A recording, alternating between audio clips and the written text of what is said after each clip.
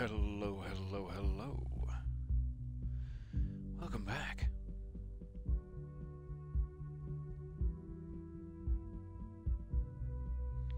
Let me adjust my settings. Do pardon.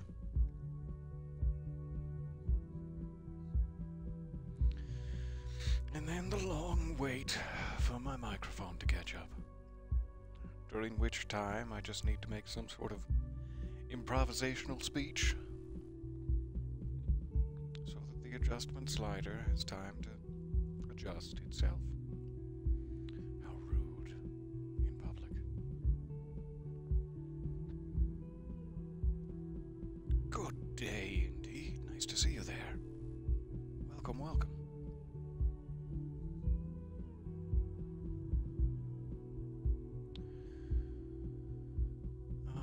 Let me talk to Kim real quick, because I'm also Yes? not entirely sure if the game audio is working. There it is. Just very light background ambience. Hey, Kim. I love you. I'm sorry I'm absolutely shattering your corneas right now.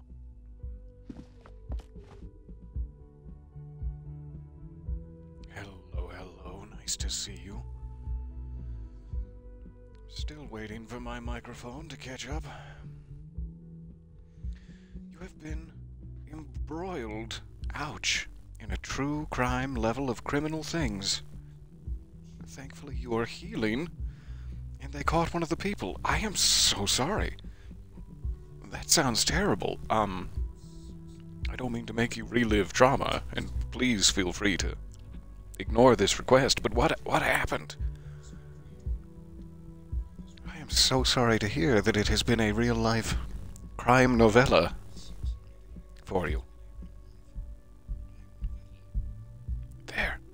Hi, it's me. My microphone has caught up.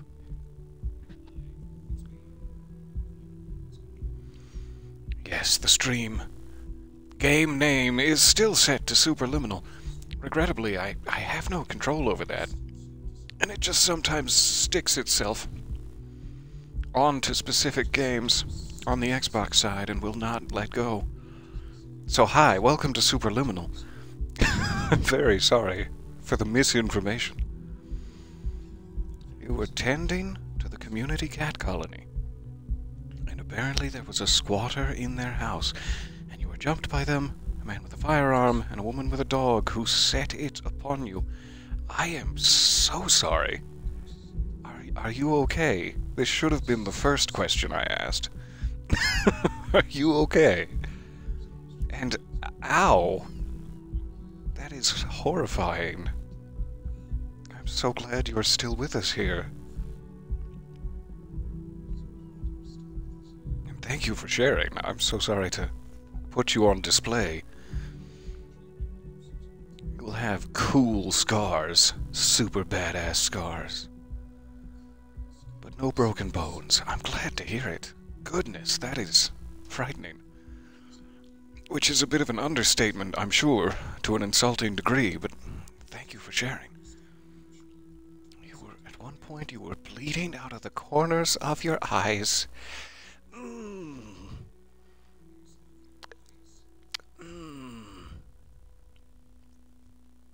But through the power of your cussing, you've driven them off. That's what some people don't understand about cussing. It can be very important. Thank you so much, and I will stop spotlighting you now, unless you enjoy it. But thank you for sharing. I am so sorry to hear it, and I'm very glad you're here. All right. In the game world, I have to put my head back in the... What's the word? Something to do with brains. Cerebral, that's the one. The cerebral tracks of this game world instead of my own life. Ooh, I'm having a thought. This should help. Ouch, that leg hurts. Well, I was shot in it for a good chunk of thigh meat. Maybe if you don't run, it'll be okay? Does that mean that I can't run? Let's test it. Aha! not losing any health just yet, but I should probably be a little more careful. I was thinking if I instantly collapsed over the railing and thonked my noggin on the mosaic tiles below, we could just reload the save. But I think we're fine. Keep an eye on it. Kim, thank you again for your healing smooches upon my thigh meat. Or I guess upon where my thigh meat used to be. If I'm remembering correctly, we had a little confrontation in the courtyard that came to not only blows, but some other things as well. Sounds a little kinky. And Glacia, who is, after speaking to Ruby up in the north, probably the primary suspect for the case, considering many things she told us, did not line up with the story that Ruby told us. And Glacia has, during said confrontation, raced off into the night, never to be seen again. So we were going to check her room to see if she left any indication where she may have run off to, / information about the case. And I think there was like one other thing we were supposed to recheck, but it is not coming back to me through the murky soup of my brain bits. So we'll see what happens. What's this? It looks like she left something on the table. Is it a book of jokes?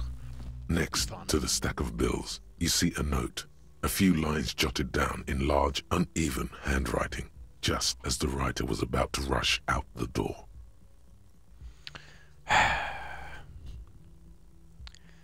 Maybe don't shine your flashlight right there, Harry? There you go, buddy. We figured it out. I'm sorry again, Kim. Harry's a little scatterbrained. I'm sorry. Hello. Or more appropriately, hello! It is so nice to see you guys. Good morning. Good afternoon. Good time of day. It is funny now. Thank you for the concern. Oh, you have 98% of my current concern, if you should choose to spend it. There's a big prize wheel. It's a long, drawn-out complex. Alright, so she left us a note. What does the note say? I'm sorry. I fucked everyone over. P.S. I didn't kill him. P.P.S. Gift upstairs. Ah, she left peepees upstairs. That's not the kind of gift I was hoping for. Give me one moment.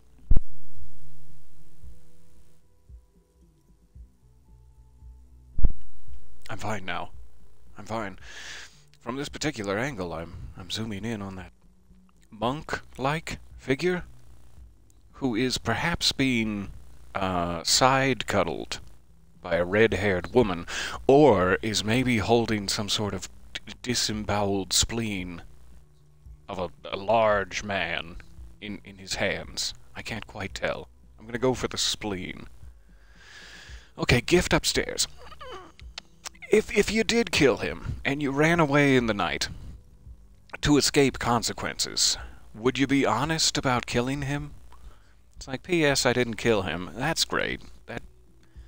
That makes me feel better, but I would write the same thing if I was to have killed him, so... But I'm gonna believe it. I'm gonna think there's still a killer out there. Let's go get our gift. The lieutenant turns to the staircase suspiciously, looking for any signs of another presence in the shadows above. A dark presence in the shadows above. What could this gift be? This is more like, ooh wee, I can't wait for my present, and this is more of like a detective. Yes, she seems to have left in a hurry.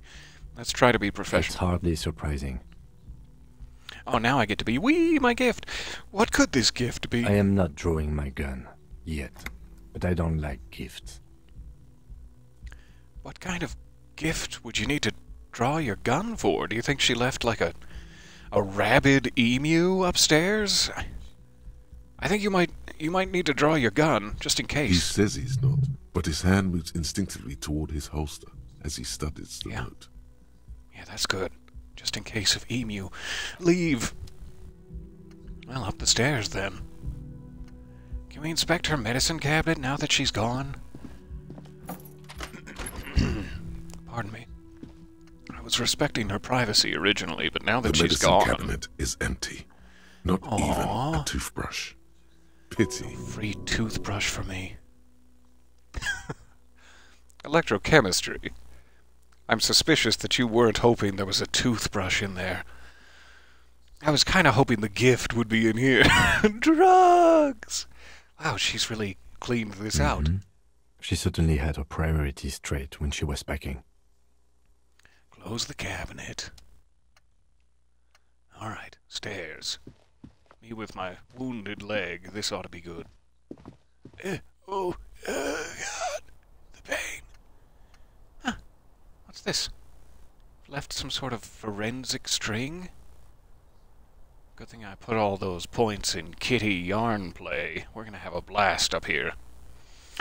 You know, when I say it out loud, it begins to sound strange. Like something you might do at a furry convention, but... I mean, to each their own. A red thread made of nylon. It leads out of the room and onto the roof. Chase it. Chase it like a kitty in play. The thread is tied to the antenna. It seems like a downward angle through the window. If my first thought is that that's supposed to trace the path of the bullet, what struck Laylee. But that's a very tall angle for the bullet to have arrived. Where is there a very tall building?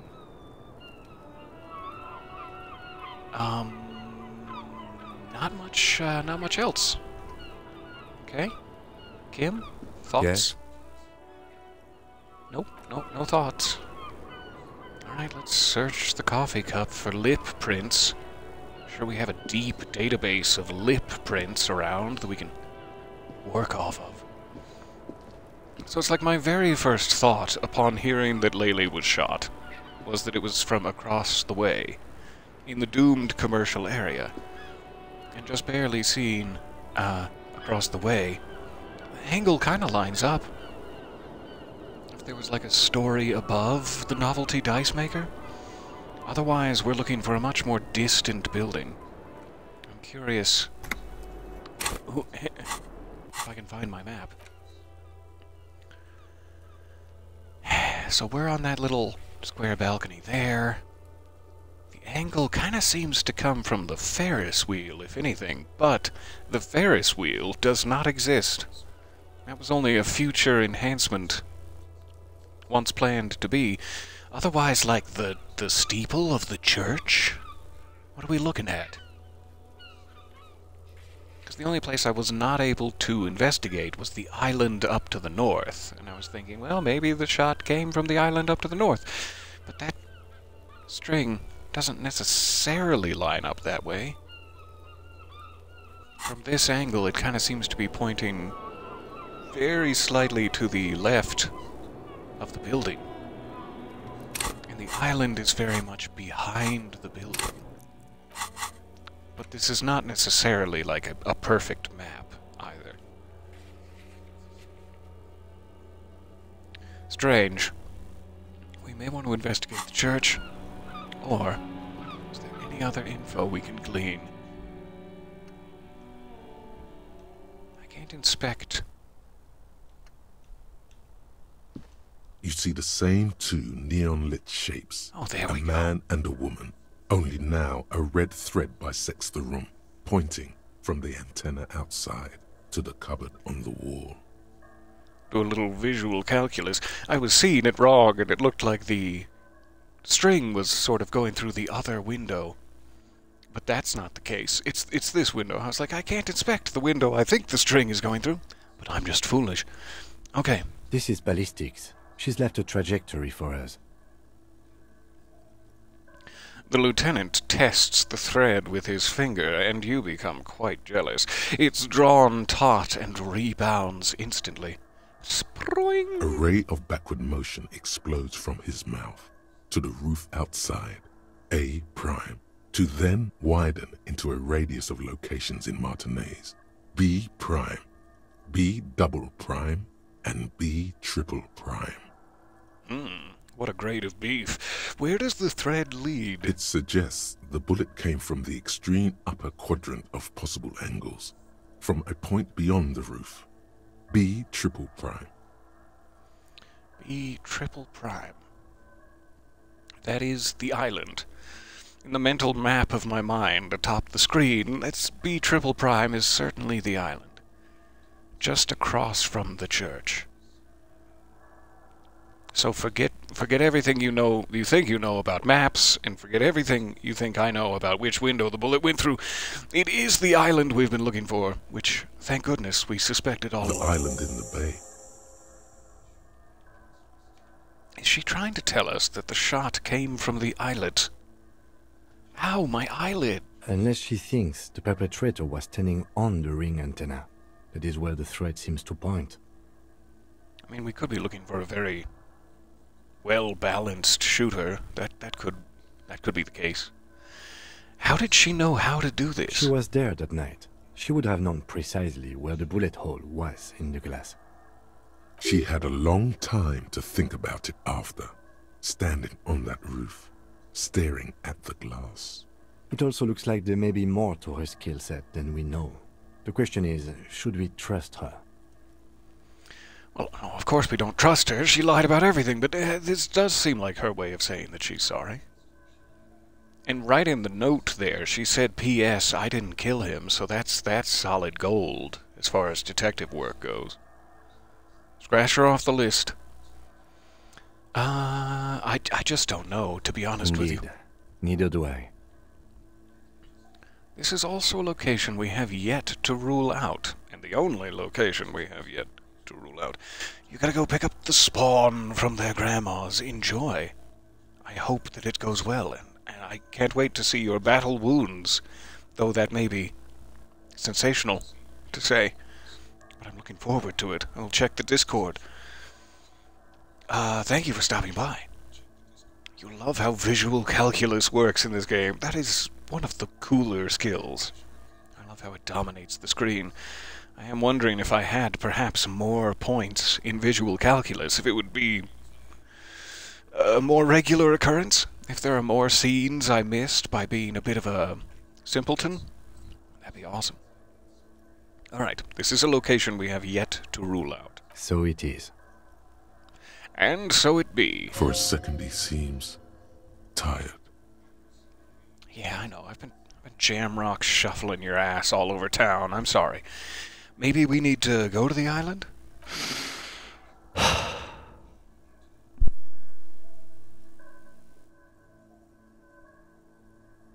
The wind blows in from the open window. The lieutenant sighs, adding to the wind. He looks into the cold distance across the water. I'm going to the island. Do you want to come? Want to come with me to the island? What kind of detective would just be like, that's probably where the shot came from. Well, the case is closed. I'm going to the island, and I'm not going without you. So, let's go to the fucking island. Let's go to the fucking island.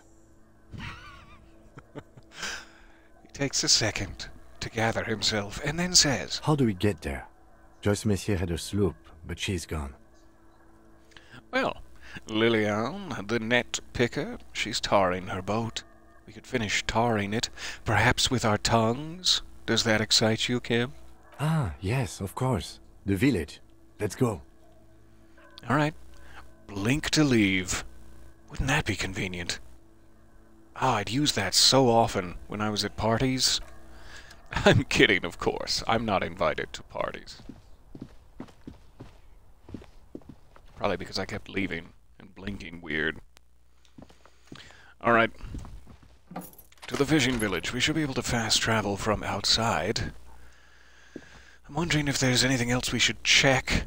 Wounded folks, etc., before we race off that way. Oh, God. This room is a bit devastating to see after the events of last session. Let's check in with the boys. Seeing you approach, the bruised man raises his bear in welcome. Cheers. Crazy motherfucker. Didn't think you had that fury in you. but I guess I've misjudged a lot of people lately. I think I misjudged you too, Titus. This whole time, I thought you were a bit of a tight ass, and frankly, I've been giggling about it with my friends for like 30-some sessions of this game, but you really held your own out there, and I appreciate you. That was one hell of a shot. Hell of a shot. The fucks did not expect that. He looks at you with unmistakable respect. You could barely recognize it, as this is the first time it's happened to you. I guess what I'm trying to say here is, thank you for intervening, fellas. That was mighty brave of you. He extends his hand. It transforms into some sort of Captain Hook cosplay, a power you did not know he had. This is big. It's as big of a thank you as Titus Hardy can muster under any circumstances. Oh, no need to thank me. Just doing my job. Kim, you should thank, though. Straight through the eye slot? Kim, you mad genius. Yeah, I superstarred the shit out of that. Cool guy. Nod in silence. I like that. Don't shake. Look, you're under arrest. No need to brag. Also, no need to thank me, so... Nod in silence? That could give off the subtle undertones that I don't really like him still, and I don't want that, so... Yeah, no need to thank me. Well, cheers anyway, copper. He raises his whiskey bottle in salute. Though, frankly, he seems to be holding a can. But that's fine. That's fine. I'm desperately sorry about the people you lost. I tried to not make that happen, but then I blacked out once I lost a couple of pints of my own blood. What's gonna happen to the Hardy Boys now? Do you know what happened to Clausia? Any idea what I should do now? I'm sorry, first and foremost. Theo was old. I think he'd be pretty happy with the way he went. Never could imagine him withering away on a sickbed. But Angus, he was just a stupid kid. Didn't realize the mess he'd gotten into. Trusted me. Still, the balls on that kid. Went down fighting for someone else's shit like a fat, angry bear. I hope he would appreciate us remembering him in this way, and perhaps a little disrespectfully, but you guys were good friends. I'm sure you ribbed each other all the time, and so this is fine. Here it comes. The last one is the worst one. He only deals with it by drinking copious amounts of 8% beer. Yeah. Is he two-fisting it? Does he have like a whiskey in one and the can in the other? I'm confused. And Glenn was my friend. Best I've ever had. I love that crazy homo like my own brother. We're all fucked without him. But what do? This job is shit. Hold on. Where's that Shanky fella? Is that any of my business? If he's wounded in a ditch somewhere, I'd love to rush to his aid. Like a maternal grandmother, perhaps? Dennis, that poor little rat is dead too. I always thought he'd run. But no, he stayed. Stupid, brave fella. He didn't like him. That only makes it worse. Oh. They were good people, and I'm sorry it went like that. These two were both a little sad, so yeah, they were good people, and I'm sorry. Well, yeah. Memento Mori, right? I certainly remember it every day. Yeah, totally. What does that mean? Well, I see you haven't read your Lemony Snicket. Well, go ahead. Explain it, Titus. It means you might die tomorrow. So live every day like it's your last. Ain't that right, fellas? Absolutely. Today, I'm going to get drunk, eat good food, and bed a good-looking girl. 'Cause tomorrow, a motor carriage might run me over. I hope not. I don't plan on driving recklessly tomorrow, so you should be safe. Or you might die of a heart failure. Or syphilis. Or syphilis failure. Hey, hey. Fuck you for ruining a beautiful idea. So, what's gonna happen to the Hardy Boys now? I mean, you're hardly boys anymore. I guess I'll take a closer look at our union members. There's bound to be some ambitious fellows there who'd love nothing more than advancing social democracy by busting some heads. And what better way is there to advance social democracy? Might even ask Tibbs if he's tired of replacing windows, and maybe wants to have some fun with his brother. Anyway, don't you worry. As long as Titus Hardy's standing, there will be Hardy Boys. And if Titus Hardy is slumping gently against a table, does that still count? Do you know what happened to Glaucia? On the off chance. Don't know? Don't care. I'll be glad if I never see that fucking woman again. Even after all that hell, he's still bitter about her? Should we pry? Should we pluck his heartstrings gently, like a harpsichord? Titus, after all we've been through, level with me. You really liked her, didn't you? Nope. Oh, okay. He did. Yeah. Yeah, he did. Okay, got He it. nods and takes another sip of whiskey. Two-fisted him. Don't really need to ask him what I should do now. We have a lead, but hey, in the interest of chasing down all the info, any idea? Judging by the sight of you, I'd suggest crawling into bed with a bottle of whiskey in one hand and a big tit in the other. Well, I have been wanting to go bird watching. Yeah, go pay Monica a visit in Janrock. She's got a knack for making men forget about their worries. Biggest pair of milkers in all Rebacho. I really shouldn't have asked. Thank you, Elaine. Hell, you both look like you could use some feminine company right now. That's a bit of a misread, and also quite disrespectful, but thank you too, Eugene. Thank you for Thank you that. for your advice, Eugene, and you too, Alain. I do always appreciate a good use of the expression milkers. Well handled, Kim. Not the... Never mind. You're welcome, Bina Claude. You're all right in my book. Aw, that was kind of a compliment. So long, fellows. Be good, so I don't have to come back here again, bend you over the table gently, rip down your pants, and paddle you with a cricket bat. Take care, coppers. You two look after yourselves now. Death passed on you today, but men don't get that lucky twice. Not even if we visit... Never Copo mind. Loco. And normal cop, I guess. Good luck in Shamrock.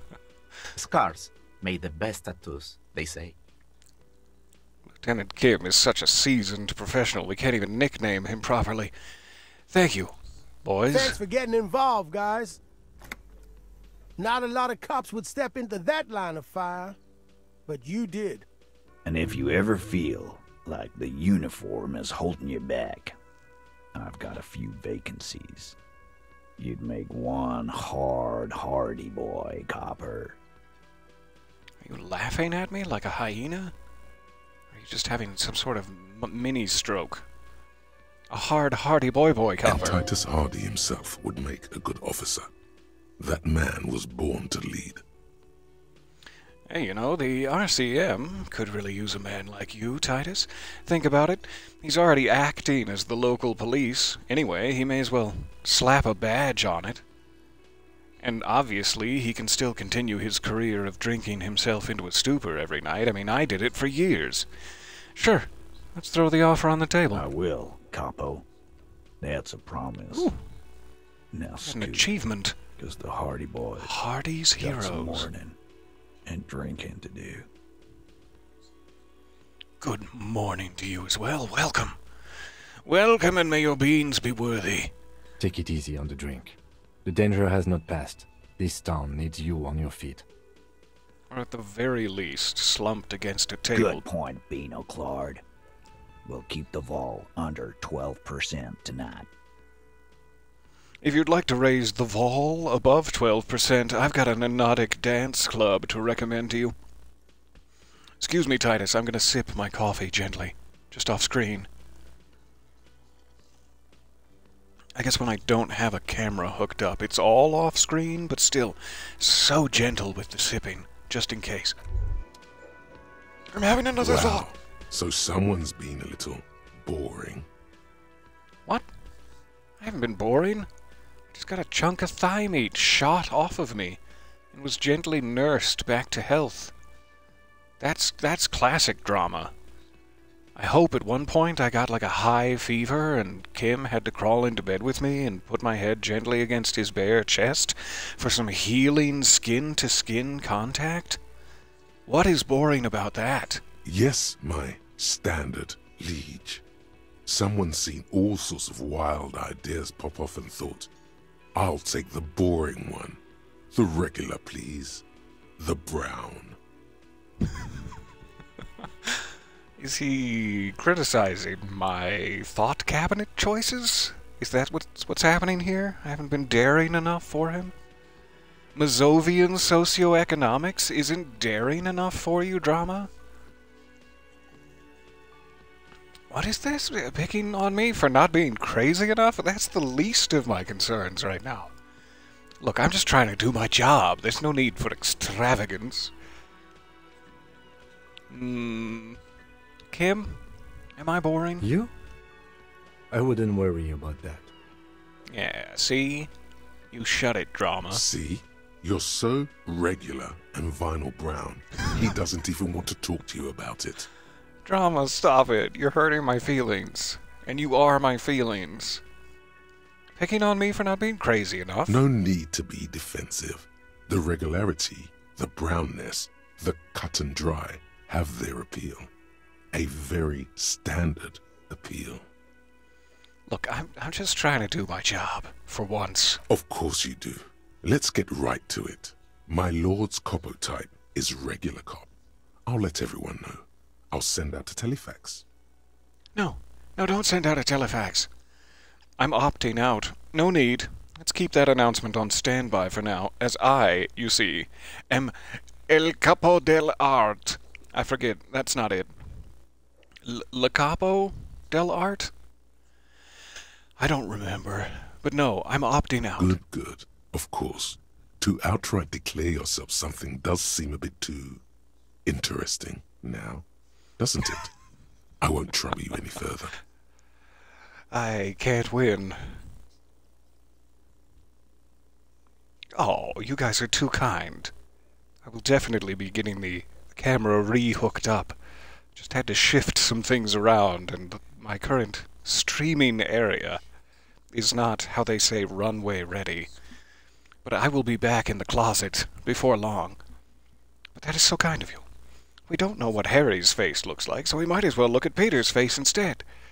We kind of know what Harry's face looks like. He's got a clown nose and dead, hollow sockets. We know.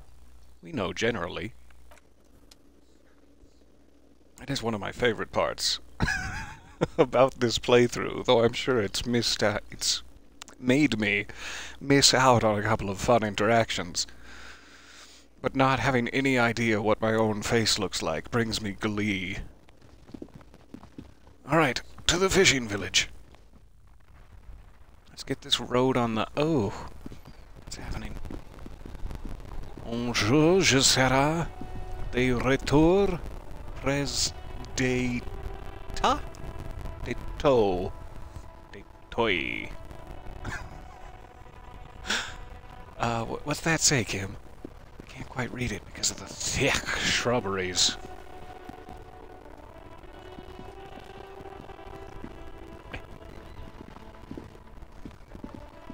The graffito has been painted over the traces of the fight that took place here. It smells of blood and heavy fuel. Sorry, I got attacked by robots for a second there. This was Cindy the Skull. Looks like Cindy the Skull finally found the words for her masterpiece. I smell heavy fuel oil. I know there's like an achievement for making a bunch of references to cars and machinery and stuff, being like a gearhead. I wonder if this is one of those references. I haven't made any references to that so far, so let's shout out Cindy the Skull. Cindy! I'm shouting you out! The lieutenant crouches, touching the fuel oil with his finger. Lieutenant Kim, however, huge gearhead. Can't get enough. Looks like it. Yes. This is still fresh. It wasn't here yesterday. Well, you get the option for both. What's that I'm smelling on your fingers, Kim? Is that rude of me to ask? And blood. Some of it is even yours. I think I see a chunk of my thigh there on the Heavy asphalt. fuel oil. Isn't that flammable? A chunk of ass there in the thigh fault. Are you subtly hinting that we can send this whole message ablaze? Should we? No, bad idea. What are you implying, You Fingers? could buy some smokes, light up a ciggy and throw it in there. You know, just to see what happens. See if it's flammable. It's better that way. Safer. That is hard to pass up. On one hand, I don't want to interfere with Cindy the Skull's masterpiece. On the other hand, what's more hardcore and art than setting this whole thing ablaze? I am very tempted. Thank you for the idea. Does that mean I would have to smoke? Could I put it in Kim's lips? Be like, here, just puff this once for me, Kim. Why does it have to involve a cigarette at all? Couldn't I just chuck the match? The graffito Match has chucking? been- This was Cindy the Skull. How to begin such a thing? Do I have any smokes? Probably buy some at the Friet. If not. But thus far, I have tried to avoid all of my vices. Gotta see what happens. I'm quick saving it here for safety. Quick safety, it. Run up to Friet.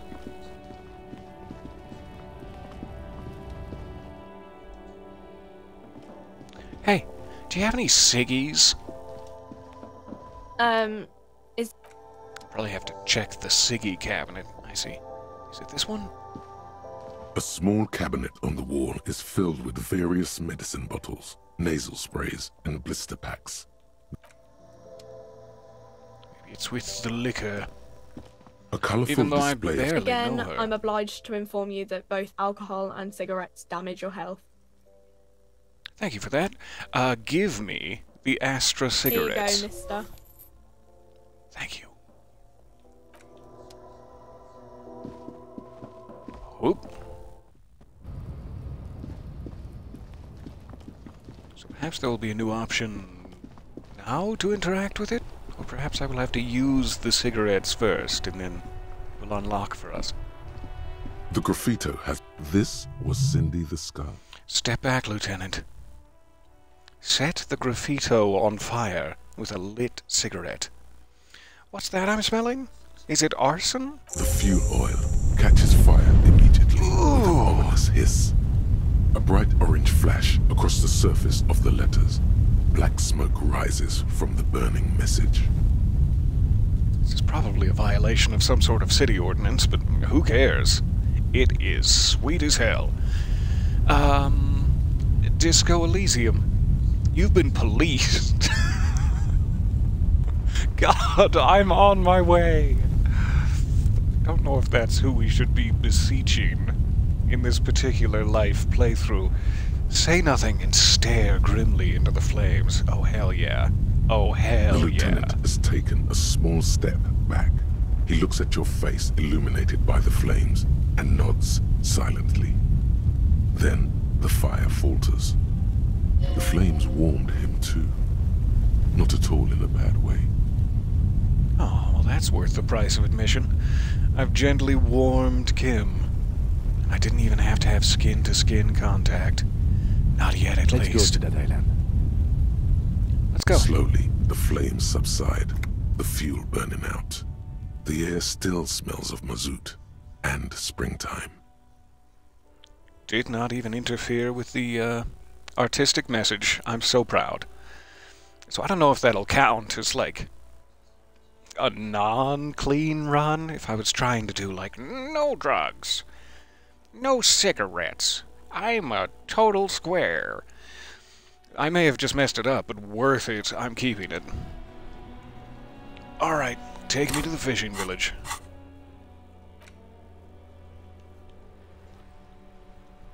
Bloop. Lillian, how I have missed you.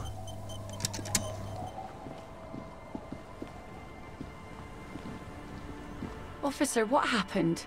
You're limping. Why are you limping? You look terrible. Yeah, well, that's nothing new. I got shot in the foot.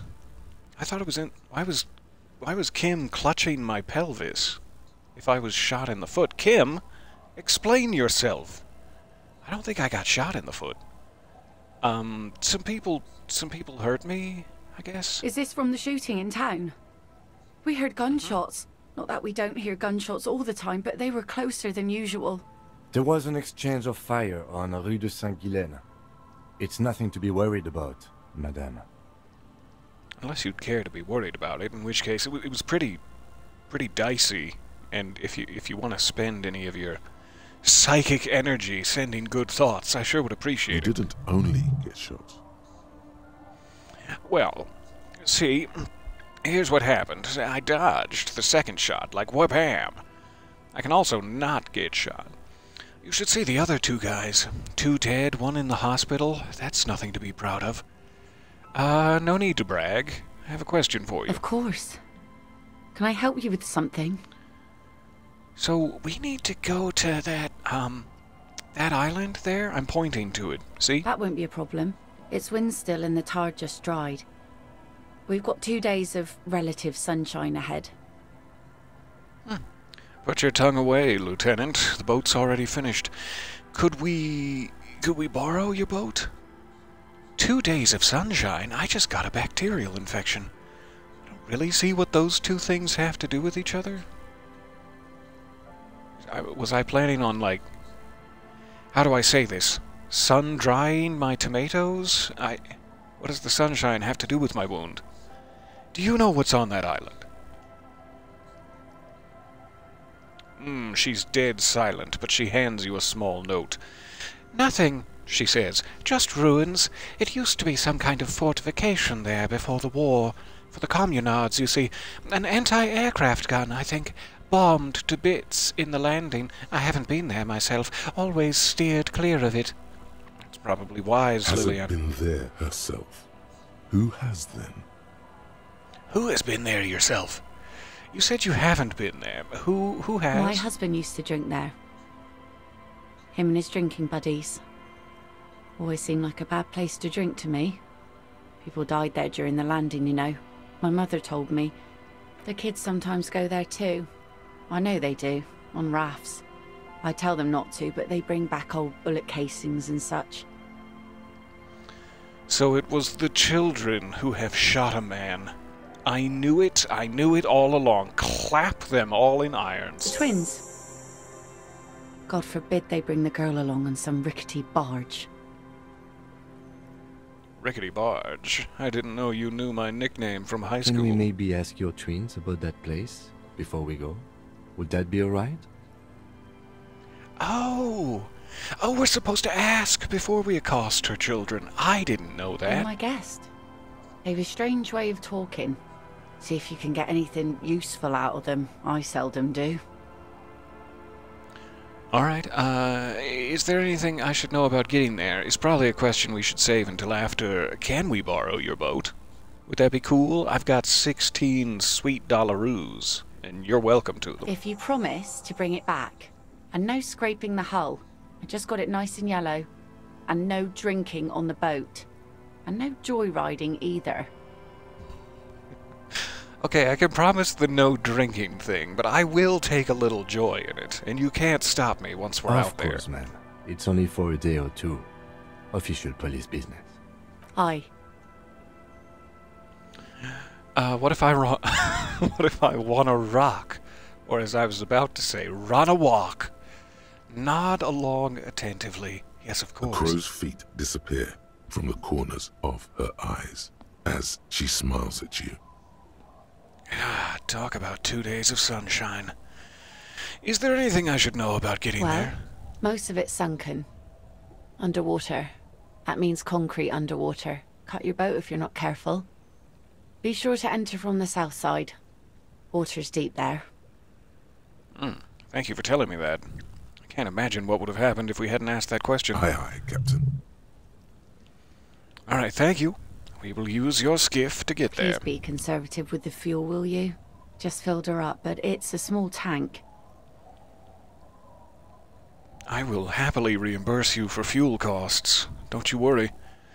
I'll be seeing you. Children, let me check your pupils. Let's check in with the washerwoman while we're here. Our tenant, the policeman. I hope the waves don't keep you up at night. What can I help you with? She didn't really ask. She wasn't like, I see you are limping. So, if I do this, I'm just begging for sympathy. Which I guess is appropriate in the fishing village. Fishing for sympathy. But no, I'll leave her to her musings. I love you. Children. The scruffy-haired little boy kicks a stone while the other watches him do it. You guys have been to that island, right? That island? The one who's busy kicking his stone, ouch, points to the bay. Yes, that one. I need to know what's there. Nothing. It's just a seafort and some plants. You can take a raft there. It's great. It sounds like an ideal vacation destination. And we make a fire. We make a fire. You made a What? How dare you? I can't imagine a more inappropriate thing to do on this fine day than to make a fire, perhaps in the middle of town, out of fuel oil. Now, I have no leg to stand on here. Cool. I love a good fire. Mm-hmm. Gather the sticks for the fire and bullets. Or not real bullets, empty bullets. In addition to the empty bullets, did you ever find any real bullets? 'Cause I am a little low after the gunfire of yesterday. My pockets aren't a-jangling with ammunition as they used to be, so if you've got any, I have 16 sweet little dollars for you. Bullet shells. There are a lot of them left over from the war, but this could be important. You mean I shells? don't know what these are. Well, down by the seashore, see? Sally sells these. What then? They're nice. The fire guy comes and asks us to put the fire out. There's a fire guy? That sounds unpleasant. Did you put him out? Your nerve endings sting from the mention of a guy. Had that feeling before. So someone lives on the island? No. Oh, someone's dead on the island? And walking around inflamed? The boy shakes his head vehemently. Yes. Ah, good. There's a half-dead, half-living boy on the island. All Let's right. go with yes. The lieutenant raises his eyebrows and whips. Oh, yeah, whips out his notebook. So I thought we were going a different direction. Why is he the fire guy? Because... The boy pauses to think, as did I, to add to the dramatic effect. He asks to put the fire out. Why does he ask you to put the fire out? Is it because he is on the run from the Pill-Pill? I don't know. He doesn't like it. He don't like people to be there. You shouldn't go. Oh, that's fine. I've got a bodyguard. And he looks great in those pants. Yes. You mentioned something about lights. What are we talking about here? I don't know. Did you mean there are electrical lights? He points to the street light. Yes.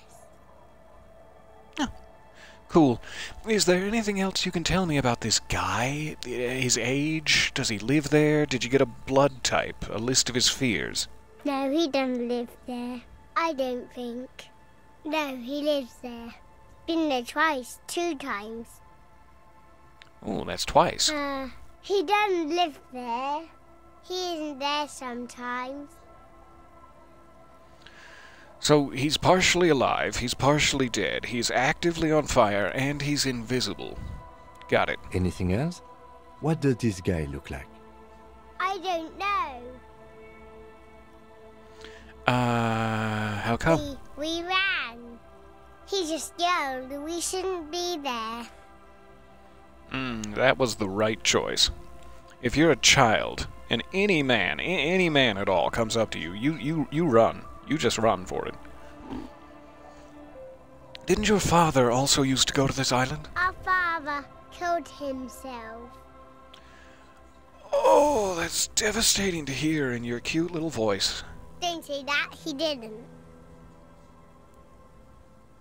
The boy's eyes well up like he's about to start crying, and frankly, same. Say nothing? Give the children hope? I don't really know enough about the tale. The sordid little tale. Say nothing. No hope for the children. I'm sorry. Okay, is that all you know?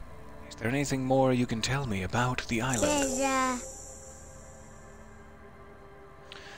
The boy says, rubbing his eyes, and it's clear that he has no intention of finishing the sentence. That's fine. It's not called the finishing village. Lights, fire guy. We should check up on that island. Bye, kids. Take care. All right. To the boat, then.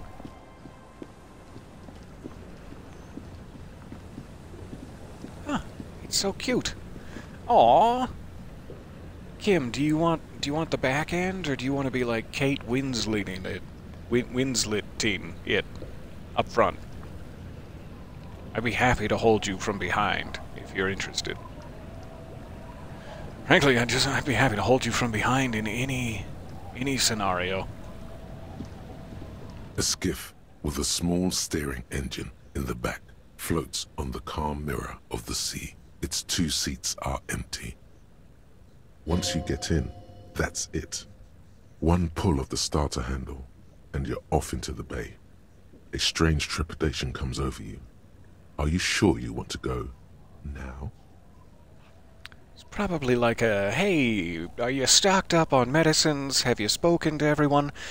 And it's like, the 2 people we've talked to so far have each had a comment about the gunfight, am I okay, etc. And I do love sympathy. Ooh, delicious. But I think we probably should just go. We're already here. Let's get going. Have you made all the necessary preparations?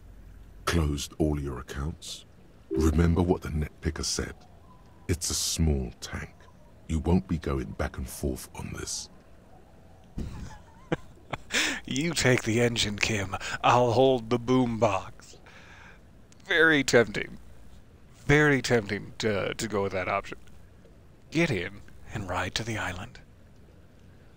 Well, we're definitely getting a soundtrack for this. What? How else do we blast Sad FM on our way to the island? You heard me. Get in the boat. Get in the Fine. Yeah. Let's blast Sad FM then. Thanks. I'm sorry that your shrug resigned. If there are any open career opportunities for me to perch upon your shoulders, do let me know. Sad FM is a radio station specializing in sad, slow rock songs. You seem to know its frequency by heart. I do indeed. All aboard.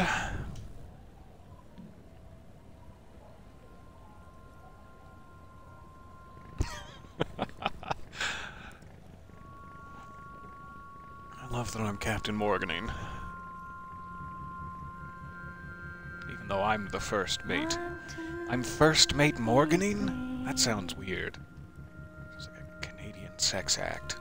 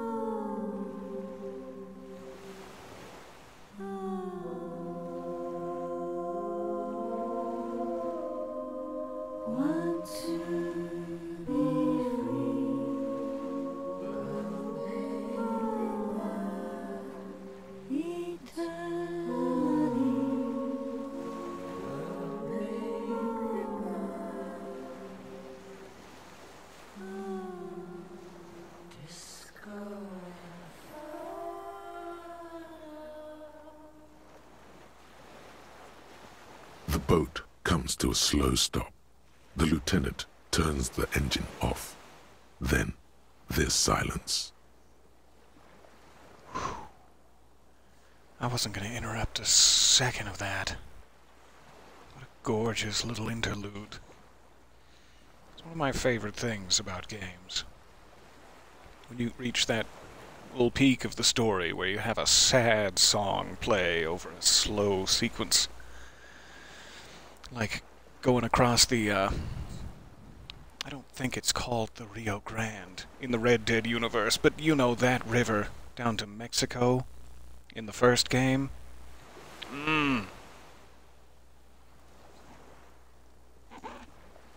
It's brought back those vibes for me, and I enjoyed every moment of it. In the silence, a sputter of wings. A flock of quails takes off in the distance. Oh, shut the flock up, quails. I'm sorry, that was rude. I've been shot. It's been a very long day. All right, climb out. We finally made it to the island. We are at full health. We have items to spare. Let's quick save it here. I was worried that sad FM would demoralize me, but it did the exact opposite.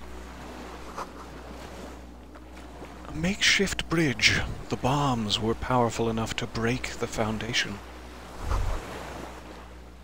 The rusted chain trails off into the ocean, no doubt ensnaring Cetus below. So we have ended our search at last. Cetus be here. Very niche reference. I hope you enjoyed it. The chain trails off into the ocean, connecting the island to the supply depot on the coast. This leads to the depot in Land's End. This means I sort of got into that depot door. I really do want to say that. We'll start with this. Kim, look. Ah, yes, so it seems. What do you think it was used for?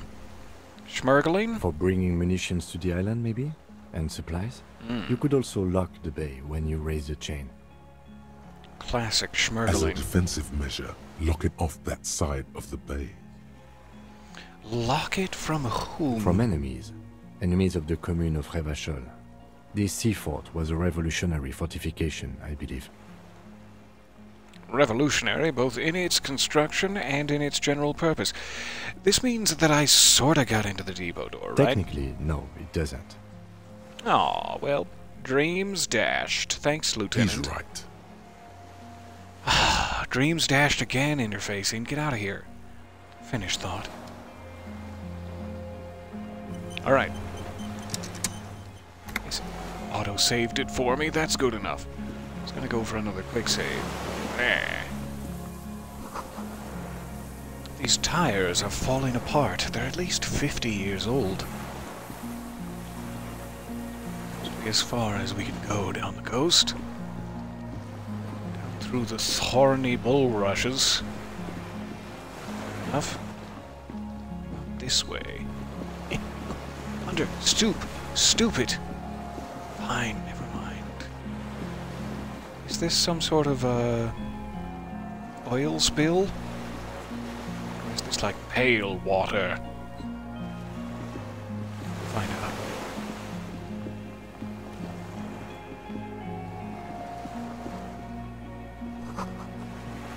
Attention! Inflammable!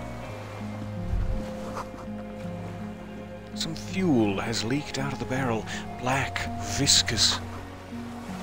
There's a lingering trace of mazout in the air. Cindy the Skull has clearly been here. Well, now I'm haunted by Sad FM. I know, right? If only we could have blasted Speed Freaks FM. Is that like a choice? Is that based off my cop personality? And very, very obviously, I am Sad Cop. But if you had like super high electrochemistry, do you get other radio stations? A little hypnotic dance music? Something hardcore? I love all the little details and choices. I'm gonna save it again up here now. You can't stop me. The dry grass crackles under your feet as you stop. Far away, birds' wings touch the still surface of the sea. What is that flutter? Is it my heart for you? The flock of quail departs, now more than 100 meters away, 102, 105. And that subtlety beneath the flutter. Hone in. On the islet, there is almost no wind, just the light movement of air through the reeds. Bulrushes swaying on the waterline, long dried leaves chafing against each other. Over the bulrushes swaying, content to be slightly forlorn. Like a silent orchestra tuning at the beginning of some major work. Of great importance to the few who attend. Well, I've got tickets. And ahead. A low hum. The air slowly moves through a concrete box, through its ancient slits and cracks, resonating, hollow. A big building. Depending on what coat I'm wearing, the wind also moves slowly through my ancient slits and cracks. To the west. A silent hiss. Sea air moving through the needles of a pine tree. And to the east. The faraway roar of the city, distant like today's dream. Before it, the sound of sand. The low tide filtered through its grains.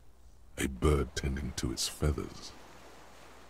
Beyond that, further north. Air flows out of a pillbox window. There is very little there. The air cossets flowers on a meadow. Absolute silence. Reeds motionless. Bulrushes motionless. No longer swaying. Is that a question? The air cossets flowers on a meadow? And below all of this silence, A beneath... jitter. A sound impatient to happen, but not yet in this world.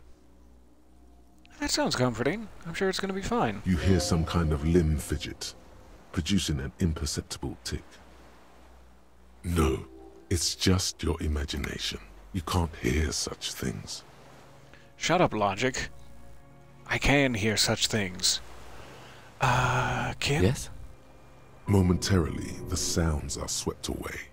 Pain shoots up your right foot and into your groin. Oh no! I've failed the pain threshold. I hope that doesn't distract me from finding the secret beneath the bulrushes. Have you noticed how quiet it is? I have. Is that why we're stopping?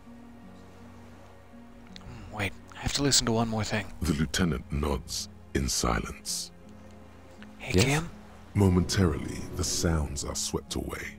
Pain shoots up your right foot and into your groin. Apparently my groin is just gonna keep aching. I don't think I can boost my pain threshold in this particular dialogue window. I don't know if that's keeping me from something interesting. I have. You just keep trying Is it that why- again and The again. lieutenant nods in Yes? There seems to be some secret beneath the breezes. momentarily, the sounds are swept away.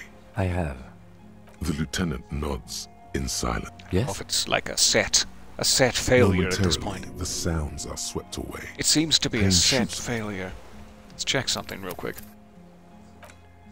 If I was to hide a delicious secret in the game, I would do it right now by allowing...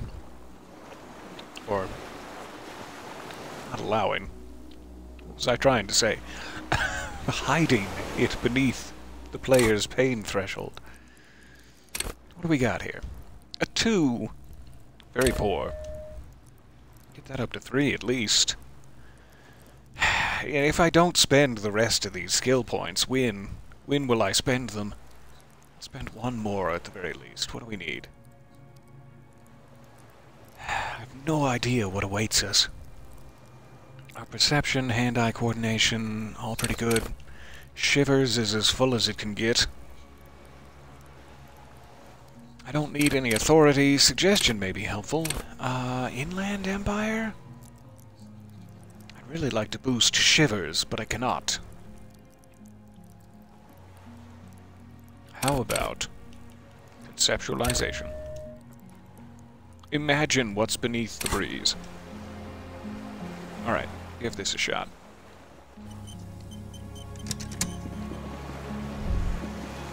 The dry grass crackles under the flock of on the islet, like a silent of great import, a silent hiss, the faraway roar, a low hum. Air flows out of a pill, a jitter. A sound, you hear some kind of limb fidget, producing an imperceptible tick.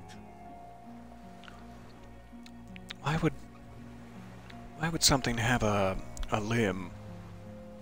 Unless it is a living being. A living being that we have perhaps been searching It's for the just entire your game. imagination. You can't hear. We must such pass this. Yes? You noticed how quiet it I is. have. Is that why we're stopping?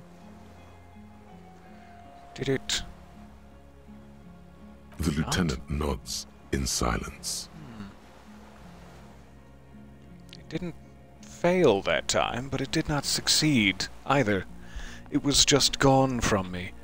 Let me try one Yes? more time. I have. Is that why we're stopping? The lieutenant nods Strange. in silence.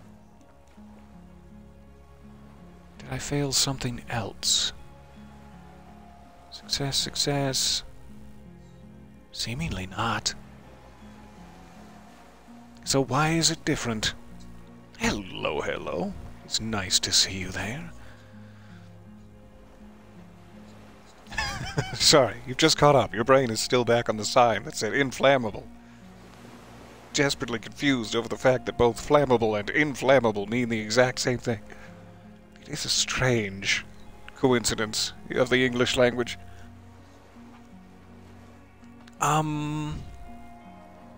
Maybe I have to give up. Stop listening? I don't feel like that's the right thing to do. No way to get up there. The stairs are gone. Pitiful mortal. Close your eyes and teleport to the top of the stairs. It has worked for us before. There's something here. And I will not let it go.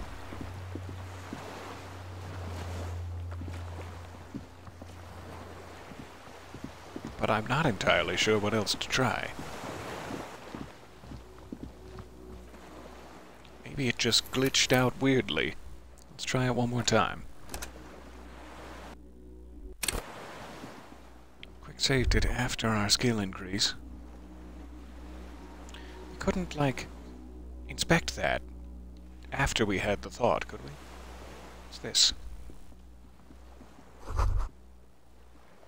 This barrel says ICM. You see a star with little specks in it. ICM? This feels familiar somehow. Kim, what is the ICM? Insulindian Citizens Militia. It's the official name of the Communards Army.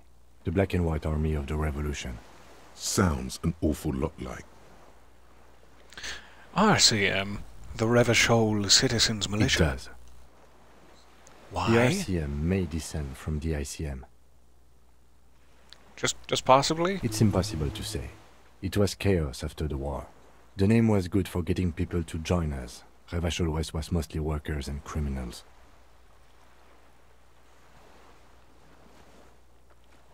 A white star. No, an upside-down star. Are you sure it's not just the barrel that's upside down? With its horns in the sky. The symbol of the commune. And what are these specks about? No, that's the uninhabited archipelago. It sounds peaceful. Would you like to move into a small cabin with me? We could perhaps sell drinks to passers-by and make love long into the night. Does that interest you? A DeLorean-era symbol of Insulinda, known as the face in the sea.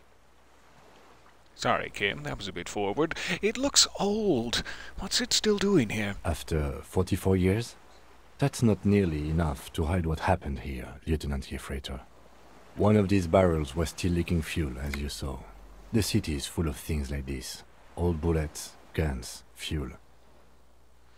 Finish the thought. Perish it. Alright, back here. Have this thought again. Actually, let me save it. The dry grass crackles under your feet as you stop. Far away, birds' wings touch the still surface of the sea. What is that The flutter? flock of quail departs on the islet And like a underneath. silent awe of great importance to the few who attend. To the A west. silent hiss, sea air moving through the needles of a pine tree. Can't tell if it got jittery on the audio again. Let me reset it just in case.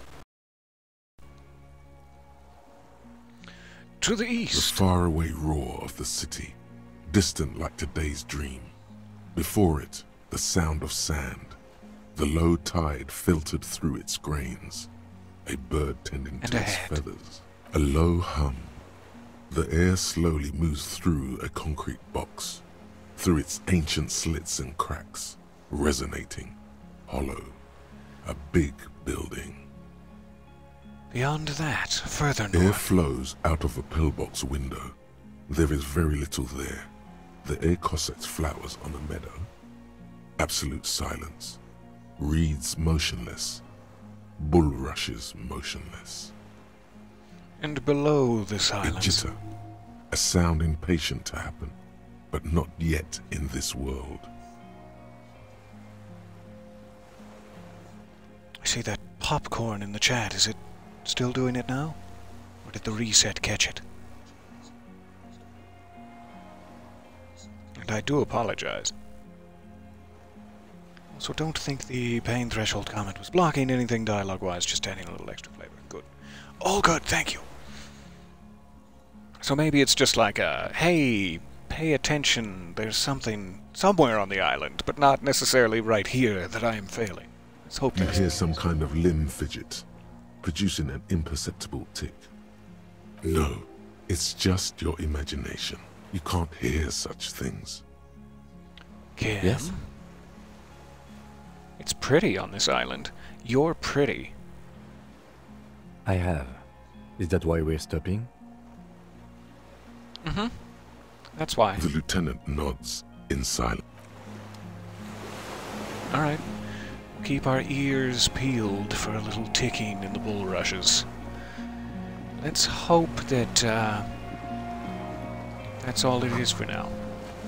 No way to get up there.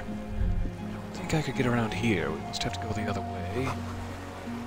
Be careful not to fall. The cliff face looks steep, like Adrian Brody.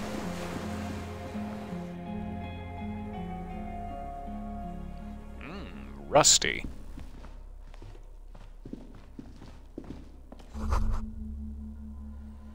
This was once an armament rest. Twin cannons were attached here. Medium distance, large caliber. Brag about it.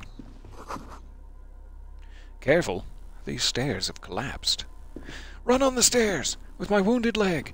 Doodle-doodle-doodle-doodle-doodle. It'll be a long way round. All right. An old cylindrical generator is nested above the ammo lift, with makeshift electrical wiring running out of its side and across the floor. The cables disappear into the wall to your right. The lieutenant puts his hand on the metal barrel, checking for warmth. Did you find any warmth, Lieutenant? It's cold now, but someone has been maintaining it. The wiring has been repaired. Where do those wires lead? Downstairs, somewhere?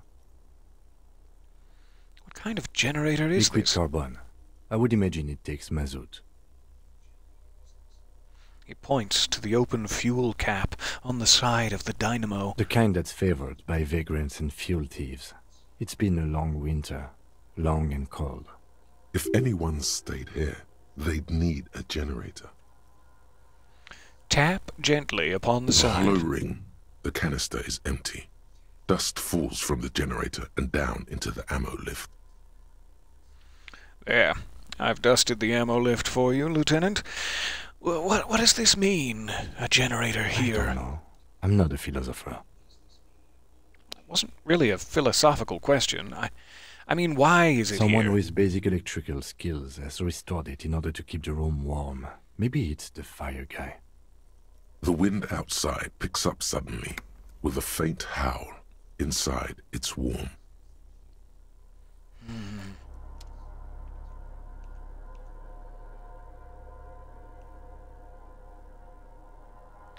I worry about stepping foot on the raised platform, though something's going to drop from the ceiling and attach itself to my face, and begin to thrust itself gently up my nostrils. But I'm sure that's wishful thinking.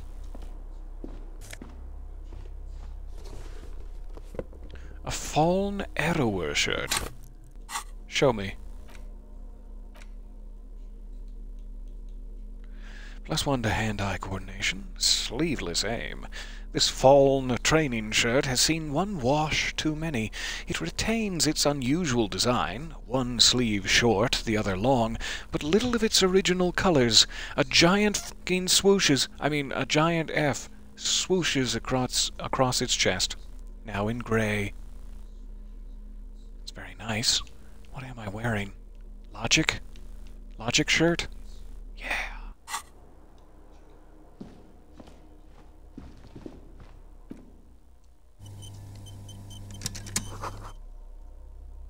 Books, mostly fantastique and historical fiction. dishes stained with sauce and fire. A survivor's kitchen. I too am stained with sauce and fire. Matching pants? A surplus winter scarf. From the army.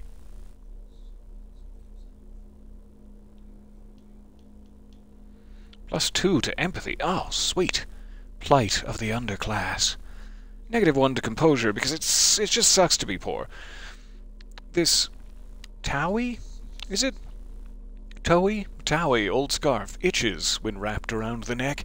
It has humanitarian aid written all over it, yet you know that thousands all over the Isula are suffering the same fate as you, the fate of uncomfortable army surplus scarves. The entire Isula is itchy.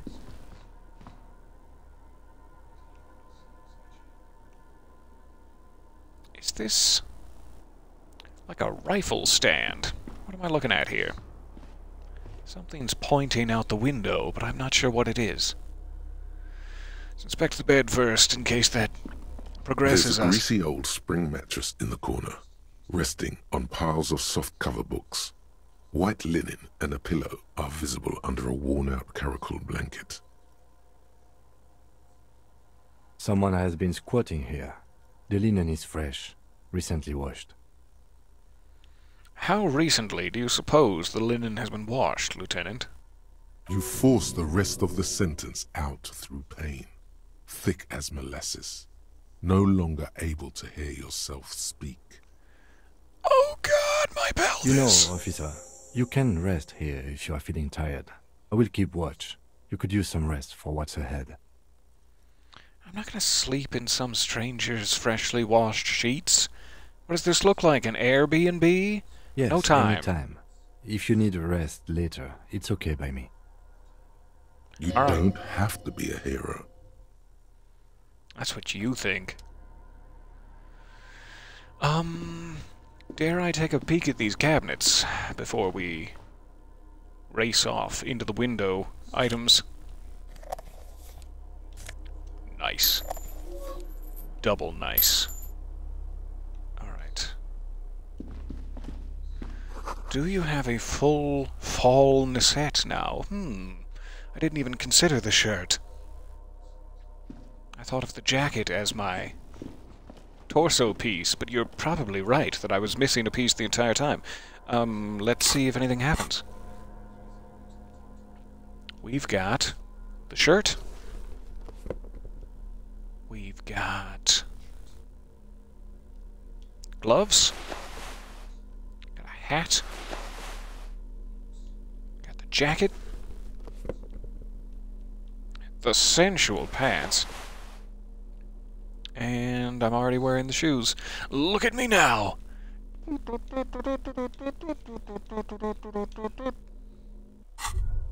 Gorgeous. Oh, glorious Fulnir, you wear the full set like a true-born hero. Sweet. The ultimate performance of fun flows in you. It's like I can do anything. Anything! I feel so dynamic, so You futuristic. are literally untouchable, a god among mere men. I'm suffocating my horrific Go necktie. on. The fucking sunset awaits, Fuln Rider. Or perhaps bull noise. Or maybe another man who's just like, hey. I don't know which noise is appropriate. I've heard so many versions of the story. I've practically lost my head over it. Sexy. Yeah. This should be our uniform. At the RCM, Lieutenant. What do you think? Yes? Tell me about the pants I'm wearing. Who cares for the case?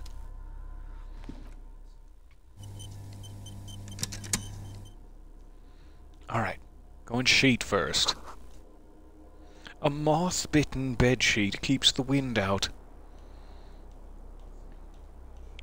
Oh, yeah, we're back around. Books and magazines lie scattered on the floor and on a makeshift cupboard. They are not particularly well organized. Sift through them, but carefully. If you sense anything sticky, just back up. Just back on Most up. are soft covers, serialized fantastique and detective stories from the 20s and 30s. This disparate digest includes the classic Animal Adventures. How many copies of Foot magazine does one person need? Among what is mostly commercial fiction and serialized stories, you find a magazine cathodique for electrical engineering. Then it's back to pulp. Light erotica, an international thriller about circuit benders. Circuit benders? I thought we'd passed the light erotica. Someone's made themselves a home. The lieutenant inspects a soft cover. Conceptualize. How does anything stand out as unusual? +1 for all things communist. Okay.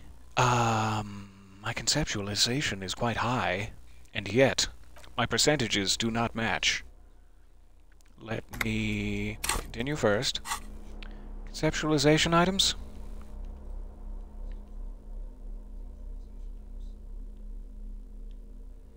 Nothing's stopping me. How about a boost? A Saramirizian lounge jacket. Do so. A white satin shirt with an unsavory odor? Yes, please.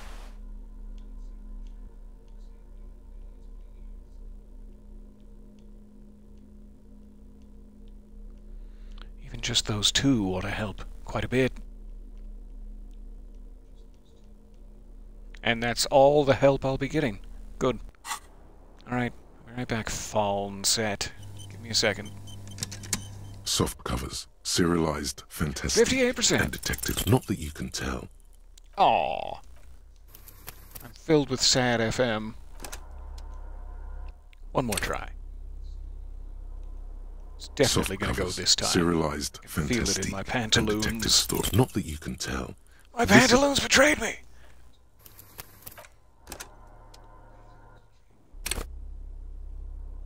Soft covers, serialized fantastique, and oh yes, under the bed, there is a rather extensive collection of critical theory, that is, dour, life non-affirming left-wing literature, published by small imprints such as Abattoir Firm and Ouzia. It's not exactly light reading. Look, Kim. Powerful communist theory. Both rigorous and truthful. Look, Kim. Deranged commie ranting. Downbeat dribble for people who just can't get shit done. Look, Kim. A book. Left wing. I have no comments. Do you?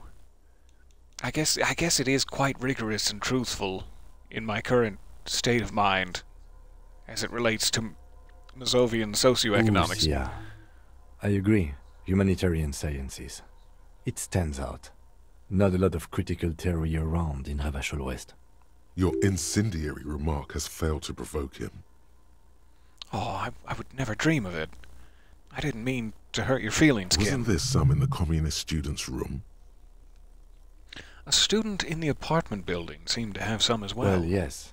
That one student did.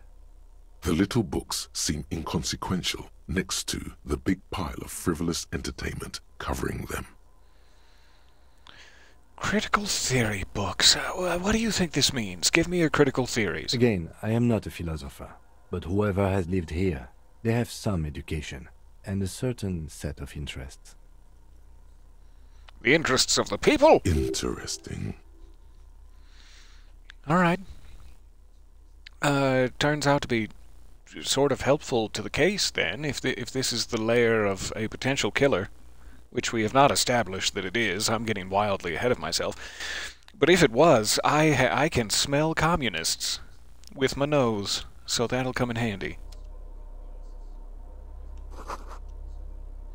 You see candles planted on a broken rangefinder. A rangefinder used for... ... Nothing? None of my business? Okay. So that's the door we came in on the upper level. Can we get over here? Yes. There's an escape hatch. Green paint flecks off the monoblock aluminium cabinet. There are rows of switches on the front panel, a frequency band, and even a keyboard. What's all this the then? console of an anti-computation device. The generator upstairs, with wires coming out, determine it here. And what does it do? Urgence, ouvert, allumé, radiodiffusé. Sounds like this device was used to control the electronics here. Maybe it still does. This device was used to control the electronics in the room. It could open doors, control lights, function as a radio computer. I don't suppose there's an option to get that mattress up there vibrating, is there? Emergency open, light interior. It already seems to be light in the interior, so this would not help us. Radio dial. Let's start with what seems to be least consequential. Light interior. Nothing happens. Aw, fine. Radio The dial slides under the glass, silently. You make out defunct stations on the UKV frequency. The words, Feld Insula, are written on the band. Insular. This is an off-air radio computer, I believe, used for military communications. I don't know about this one. It could just, man the hatch down there? But I guess that's a good point in the chat, that any of these things might need fuel in the generator first. So away we need to push. restore power before using this, officer. Oh, that's fair. The generator, it didn't look like there was fuel in it. There's plenty of fuel in the sea outside, as the old saying goes. Aw, you broke up with your partner? There's plenty of fuel in the sea. We should look around outside. There are barrels all over. Maybe one of them still has something in it. He looks into the dim light to his The right. boat engine. What? She had so little fuel in there, and she needs it for fishing. We're not going to take Lillian's fuel. Failing that, we could go back to the mainland and get some from... God, I have no idea where. Not in a The console looks on as you talk, mute and unpowered. Its dials are covered in dust. I suddenly feel pity for the console. Voiceless. Its vacant gaze upon me. What's down here? Oh, that's a very robust and flexible position you've taken with the flashlight, Harrier. The hatch is jammed shut. Perhaps it opens with that emergency option. So this would seemingly go out to the door we saw at the base of the cliff. What does this one lead to? If it is usable. You see a small metal door nested inside a larger one. A heavy steel blast door. There is a conventional keyhole above the handle. It's very small. How do we open Maybe this? this is one of the doors we don't open? He looks at the door, and then at its bigger brother, then at the lock. He's right. It would be better to open its big brother. A powerful engine hangs under the ceiling. It must control the blast door. No, this isn't one more door. We're opening it. I find us not opening it highly unlikely. I'm optimistic. All right, I retract my statement. It was naive. Let's look around and get it open. What do you think's on the other side? Goodies? Another part of the island, probably. The lock looks like it could still be usable. So we either need a key or just a hell of a lot of power. Gotcha. Assuming there's no reason to go back out up the top, let's head this way. Bold assumption of me, but here we go. Whoop. Water rushes below, far down below.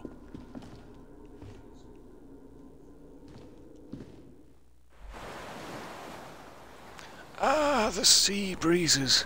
They sting me in my open wounds. A firing slit. You can't see inside. Nor would you wish to. It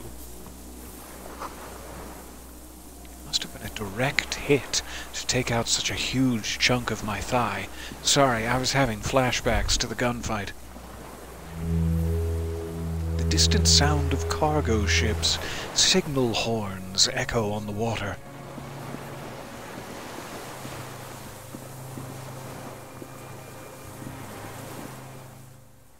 It is so cool to be exploring somewhere new. I love this. Timidly, with a lot of panicked quick saves, but nonetheless.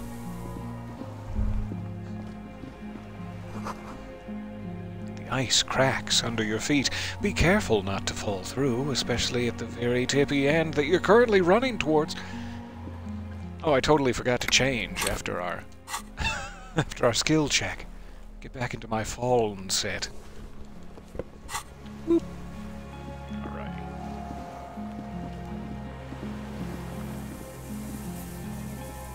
I am so chic.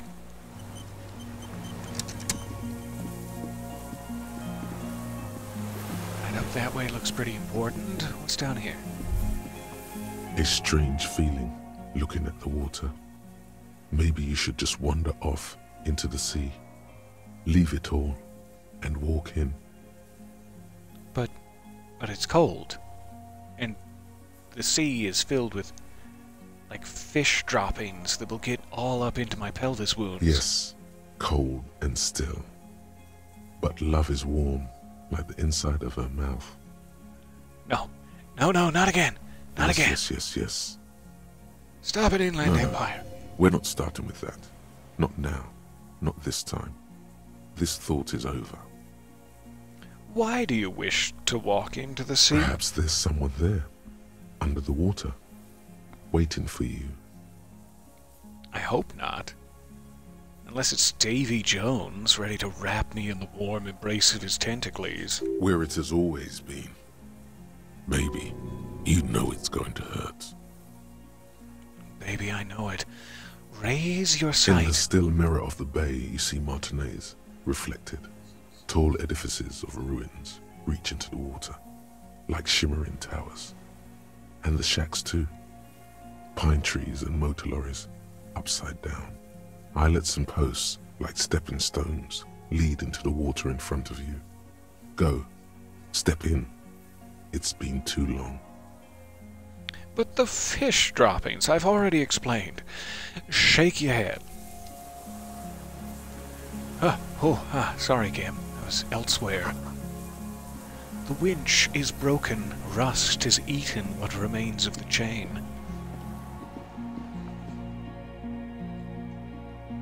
Does kind of look like a place over there. To mine eyes. To mine very amateurish eyes. Strange. Keep it in mind. Seemingly no way further right.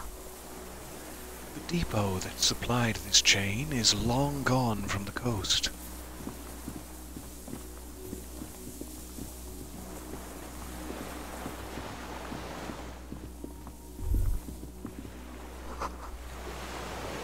Pain in my pelvis makes me wince, and then I continue to wince. I'm beginning to enjoy it.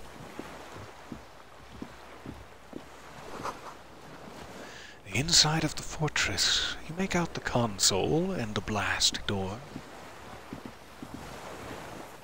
Do you want to make out in front of the console and blast door? Or?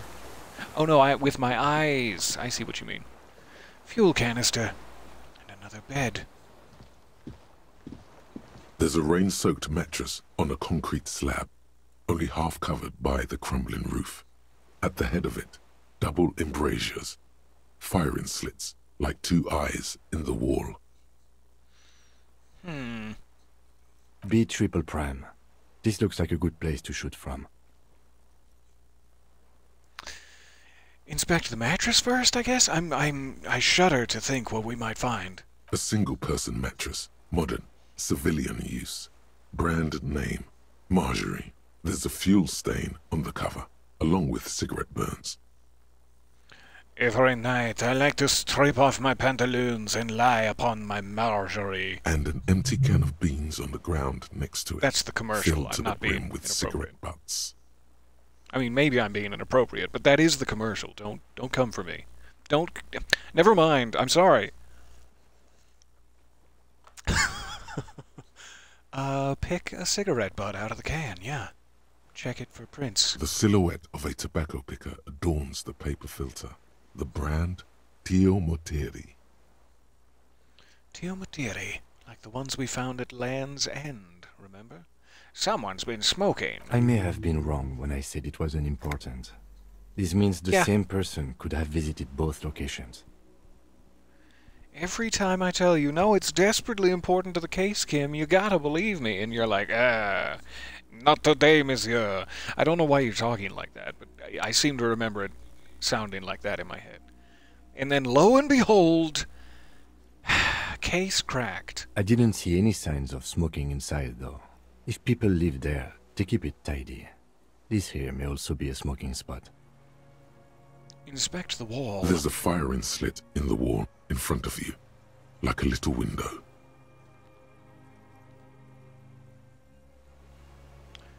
If I don't pick this option first, does it stay as it is? So if I'm like, look through, and then I come back to this, will it still be like, touch the concrete first? Because that's going to be a paradox. I don't know what's going to happen. Look through the hole in the concrete. The springs screech as you lean on the mattress and crane your neck to look out. Trepidation, a tingling feeling in your stomach. That's just hunger. It's been a while. A small piece of Martinez coastline opens up in the square in front of you, like a tiny landscape painting. 1 kilometer across the water. The ruins look familiar. On the right? The red chimney and collapsed back of the 4-story tenement in front of the Whirling in Rags, Rue de Saint-Ghislain, 10, the doomed commercial area. And the left? A towering skyscraper, its top floors shaved off by artillery fire. Capeside apartments. Rue de Saint-Ghislain, 33A and 33B. And smack dab twixt the metaphorical cheeks. The box-shaped silhouette of the Whirling in Rags. Its sloped roof, a tiny fleck of light catches your eye on the rooftop. Sunlight reflecting off the upstairs window of Clausia's room. Motherfucker. What does that mean? Do you have line of sight to the window? Yeah. Yeah, there's an opening between 33A and 10. I can see the room. I can see it. Through the scope of a rifle. The shooter would be prone, lying on the mattress, barrel resting on the embrasure. Cheek against the cheek rest, hand on the hair trigger, on a calm day like this. Kim, I could make it. I could make the shot. But I don't want to boast. I think we have it. The origin of the shot. This is the sniper's nest. He pats you on the back, and frankly, it's the most human contact you've had in months. Well, apart from the squelchy pelvis blood staunch. Never mind. He pats you on the back, 3 small pats in a row. It feels good. That's what I meant to say. I don't know what you guys heard. Affirmative. Finally. Better late than never. Why didn't we come here before? We didn't have a boat. It was being tarred. And Joyce is very stingy, I guess. Master cop work. Let's compliment us. We did great. Sure, it's been 8 days. That's fine. It's only moderately effective cop work until we have the weapon. It will not be, how do you say it, booyah, until we have that. How do you say it, booyah? Could the shooter still be here? Where? He looks behind his back. Oh my god, he's right behind you. On this island. Right here. He's in the mattress. On the island is my thought. He does not answer, just nods. With his back hunched, he looks around once more and says, he feels uncomfortable suddenly. We should move now. Okay. We're moving now. I trust you. A weathered artillery map showing coordinates in the Bay of Revachol. Take it. A loom fuel canister. An old medicine cabinet newly stocked with Dramamine.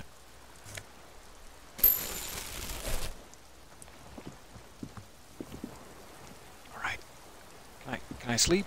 I want to sleep. There's a rain-soaked Established we need to mattress haul on the ass. concrete. B triple prime. Just checking. Alright, before we get attacked, quick save. So I can probably use that fuel canister if there's anything in it. We should check it in our inventory. You feel eyes on your back. Someone's watching, but you can't say where. Where? Can you say?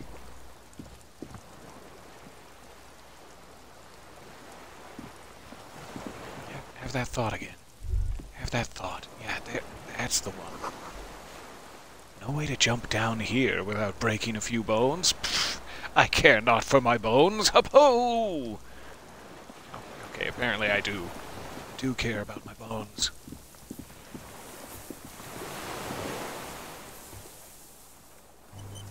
I'm so scared. I'm so scared. Oh, crackles. I'm sorry. Is that better? My apologies. I was late to the crackles party.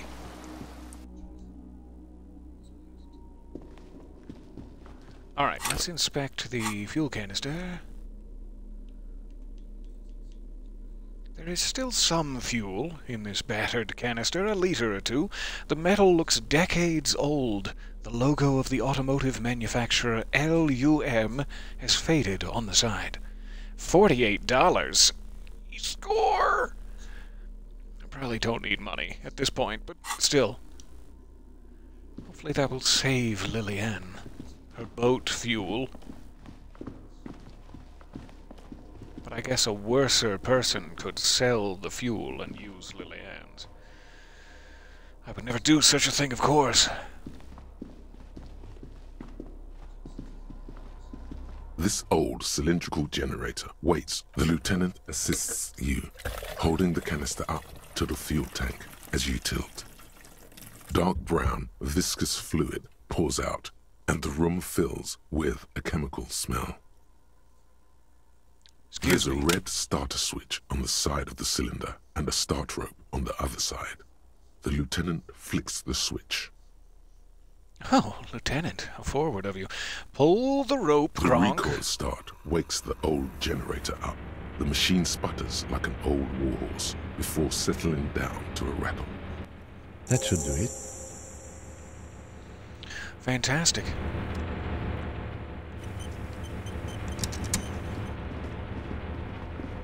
Alright, let's check that radio dial one more time, just in case. A dim golden glow animates the console. Faint, like a ghost light. It's on. Turn. Automatic boot. Could this open the blast door? Good I question. think, yes. Let's see. That one. The emergency open. Oh yeah, sure. Back to the radio The dial dial first. slides under the dusty glass, dark and silent, despite the power being on. You make out defunct stations on the UKV frequency. An idea lights up in your head. Oh, maybe we could contact Suna, the programmer lady. Suna Luchenenkilde. She could open the door for us remotely, perhaps? Worth a This is shot. an air-gapped system. Of air, I think they call it. Aw. That won't work. Well, could she send us a USB thumb drive, and then we could... Never mind. Are you sure? No, I'm not. But it would not be very good military technology if programmer ladies could control it remotely. Also, it's ancient. Incompatible. Okay, fine. Emergency open, then. The blast door opens with a series of clicks. A shaft of light appears, then widens as the light shines in.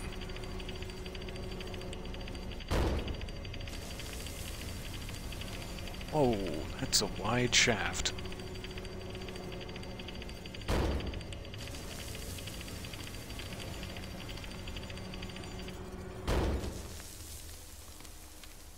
A sudden wave of anxiety makes your skin crawl. It's fine. I've got a crowbar. The lieutenant gestures at his at the opening. Before, outside, when we were walking across the sand, I felt someone watching me. So did I. Not back there, but I felt it since we came here. I'm scared. What's back there? I don't know. A thin wisp of smoke rises from a charred black fire pit. The wind picks up, then dies down again. It's the home of the fireman.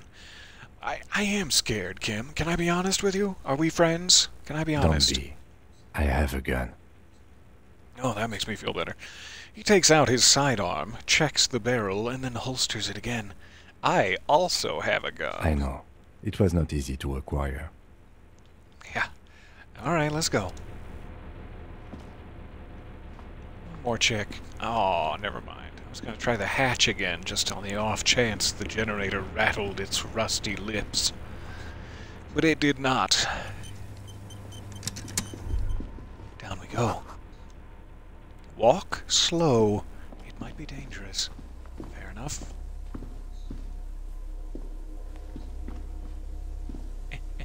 I want to go further. I want to go further to the left. But it's never going to happen for me. Alright. Here we are again.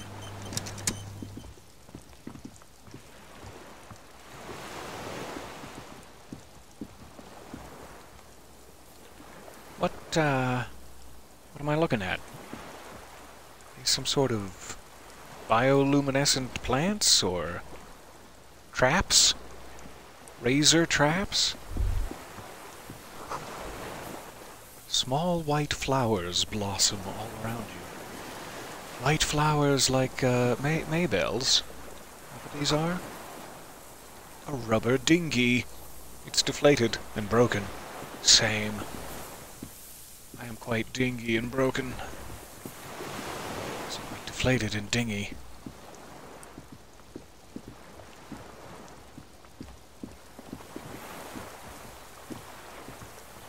You there! Young man with a rifle. You appear to be smoking. Don't mean to interrupt. Yet here I go. Interrupting. Hi? How you doing? Check the bulrushes first. Just in case. He's hidden his gentleman's gentleman in the bulrushes.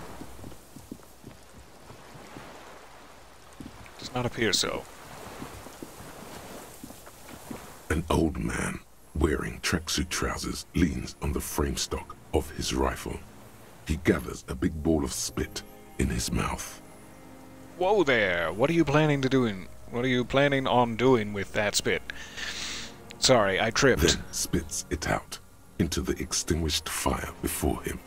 He raises his black eyes, hooded by creased eyelids, to meet yours. Unclouded by cataracts, his eyesight is sharp. His trigger finger strong. He's practically tearing up from spite. Hatred got the best of him a long time ago. This man hates everything. Good to meet you? Sir, I need you to put down that gun so we can talk further. We are with the police. I am with the police. You can keep the gun, but keep it down. Not one move. Nice gun you got there. Did you close the blast door? Seems weird to say right off the bat. Ah, you've retained your eyesight. Did I know? Did I suspect he wouldn't? Why am I saying that? Hey, are you the fire guy? You what now? I can't hear you. Did you recently tell 2 children to put out their fire? 2 twins. I may have. All sorts of little rats have come sniffing around, trying to give up the position. The position sounds like a hiding place. Fire guy. Regressive bourgeoisie henchman. Can't even talk like a grown-up. Okay. Sorry. Nice gun you've got It's there. not nice. It's a piece of shit. But it gets the job done. Is it a Belle Margrave by any chance? It's a Triangong 446. Kim, is that of a similar make? I don't know much about A guns. Samurai rifle. How did you get hold of one? It was sent to us by our brothers in the Sinyao commune. Military aid. He pats the rifle. That's a good rifle. It has stayed true to him. He can still make it sing. Did you close the blast door? I did. And you opened it. How? I fueled the generator. I should have burned that console down. How did you know I was coming? Reactionary rock and roll music. Playing on the water. Told you we shouldn't play sad FM. But I liked it. It was a good sequence. It was very cinematic. It was not rock and roll. It was sad FM. And it wasn't reactionary. It was cool. Oh, I don't need to defend myself. We've made our The choices. fascists were right about rock and roll. It is degenerate. Hip gyrating mental illness music. Maybe you just haven't heard the right kind. I could play something for you if you'd like. The saddest church in... Smallest? Never mind. So this commune you mentioned, do go on. You heard me. It's good now. Like chalk wiped from the board. His gaze turns inwards, and he starts to reveal within himself a lack of love and affection that has extended since early childhood. He cries openly about it, his sobs echoing off of the bulrushes. So your weapon has stayed true to you. Mine has stayed true to me too. Put your hand on your belt. No need to threaten him. No need. I don't think he's gonna take too kindly to me being like, put your weapon down. I could give him some small kindness in saying, you can keep it, but then it gets real strict with the not one move, you son of a... I don't like that part. Maybe we can just bond over it and this won't be seen as a threat. I don't really want to reference his eyesight, but it is complimentary. Let's go here. My eyesight? Yes. Helps me see all the shit. Were you watching me sing karaoke, or... Were you watching when I was pantsless in my bedroom screaming at my necktie? A shudder of disgust passes his right side. His left side remains motionless. So, my weapon has stayed true to me, except for when I pawned it for beer money. Yes. I bet you've killed a lot of people with it. You fascist fuck. Not a big fan of me, is he? Frankly, he has a point, but, Have you come to make me one of them? His grip on the rifle tightens. We have come to ask you questions. Nothing more. The lieutenant puts his hand on his holster. If you do not comply, we will take you in. Do you understand? All right, we're to the giving orders phase now. Fair enough. And that's all the answer that he gives. The danger levels here are hard to read. One moment he's afire, the next, a fire gone out. All right, you can keep your gun. I mean, we're not parting you from it, no matter how this goes. So, can we just begin the questioning, please? No. Whoa, Kim. An escalation, my friend. I'm sure your instincts aren't steering you wrong here, but what you doing?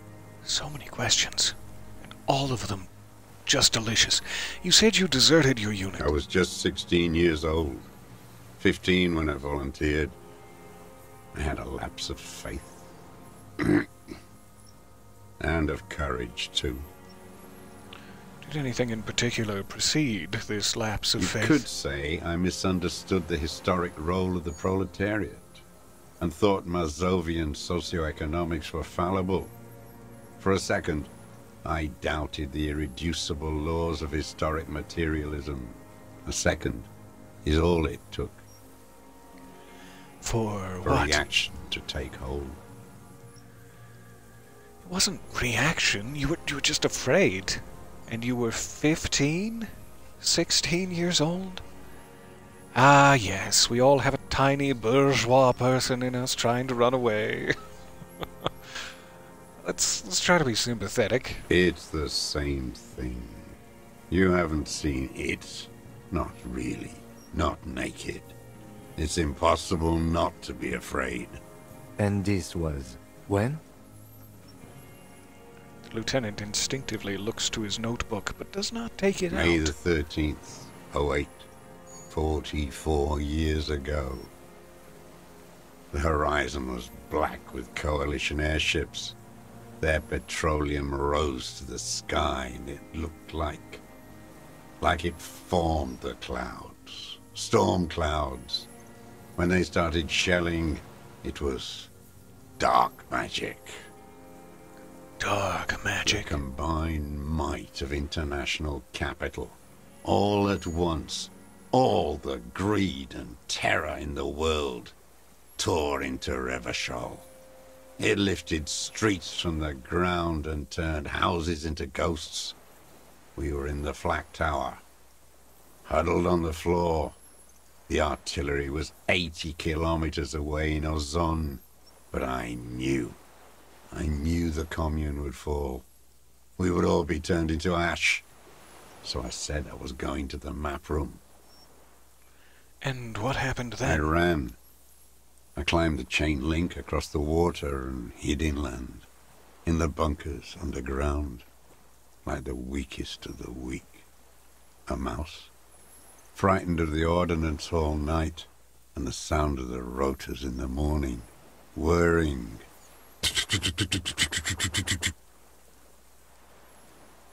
He looks at the sky, his spittle flying. What was that? Airships. I climbed out into hell. The landing was complete. The chain was submerged. I had to swim back. The fortress was half submerged too, shattered. They'd all drowned in the lower levels, or got torn to shreds above. The anti-aircraft gun had malfunctioned. So had I. I left them without ideological direction. It was real. I'd seen it. I'd seen it in reality. He opens his eyes and stares right through you. What did you see? The mask of humanity fall from capital. It has to take it off to kill everyone, everything you love.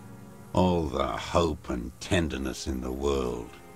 It has to take it off just for 1 second to do the deed. God. And then you see it, as it strangles and beats your friends to death. The sweetest, most courageous people in the world. You see the fear and power in its eyes. Then you know that the bourgeois are not human.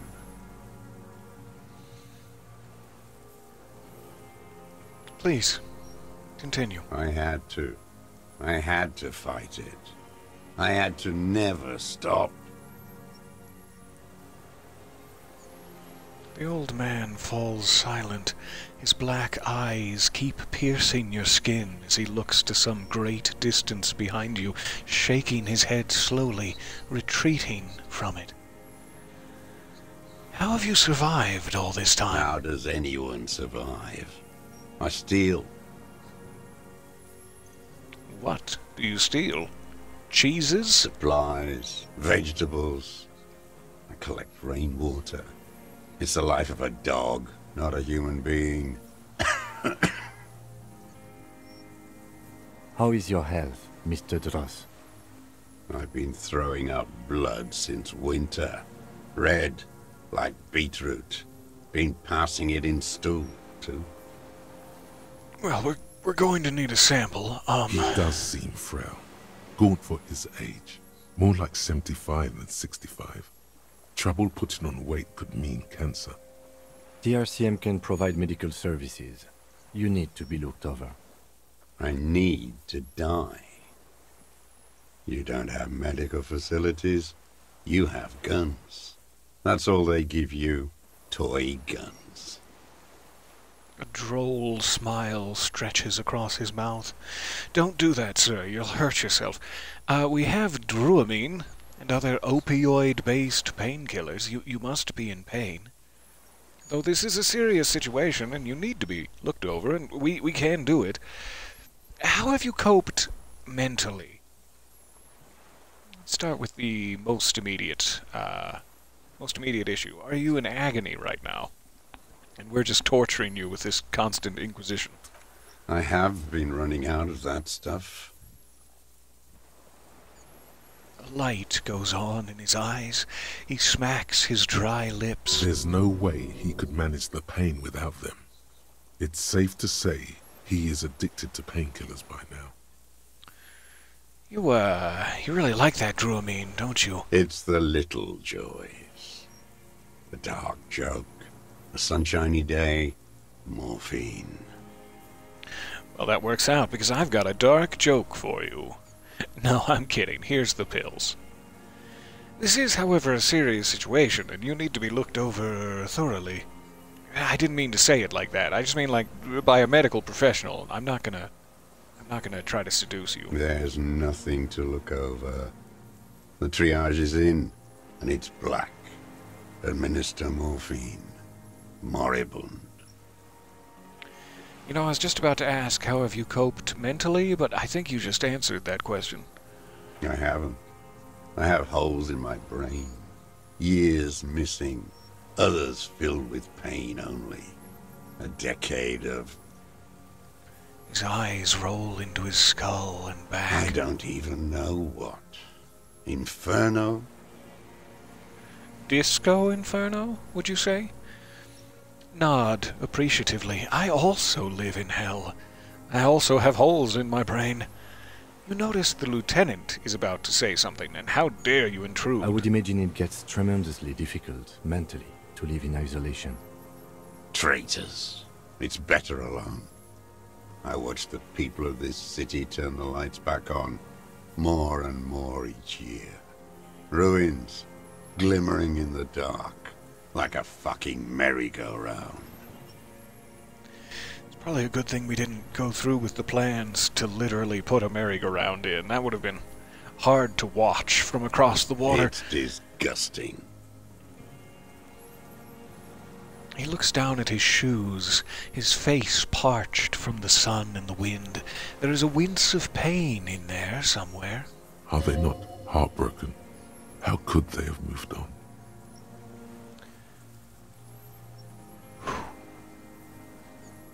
You already sort of answered this. What with the fortress you abandoned. But what is this place, this island? It's not an island, Dwat. It's a defensive fortification of the commune Revachol. And I am its last surviving defender. What was it used for? The congenitally deformed King Philip II built it to restrict access to the Bay of Revachol. We captured it in '02, retrofitted the fort with an AA gun to defend against an airborne landing. Against the whole world. You mean the landing, the retaking of Revachol? Coalition military called it Operation Deathblow. I later found out on the radio they called it Deathblow. You're one of them. Tell me, who speaks like that? We had 50 million people on Caillou alone.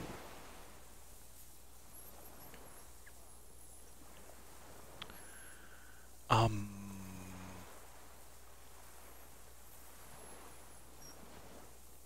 trying to get the sides of the conflict straight in my head. And is he calling me coalition military? That I'm one of them? Am I not one of them, or is that a lie? I'm part of the Revachol Citizens Militia, which I assume was formed out of the citizens here, under the rule of the revolution-crushing force. It doesn't necessarily make me one of them, but I guess in this man's mind, anyone who didn't escape to an island to live off of rainwater and rat carcasses is probably one of them. So, I mean, yeah, that's fine.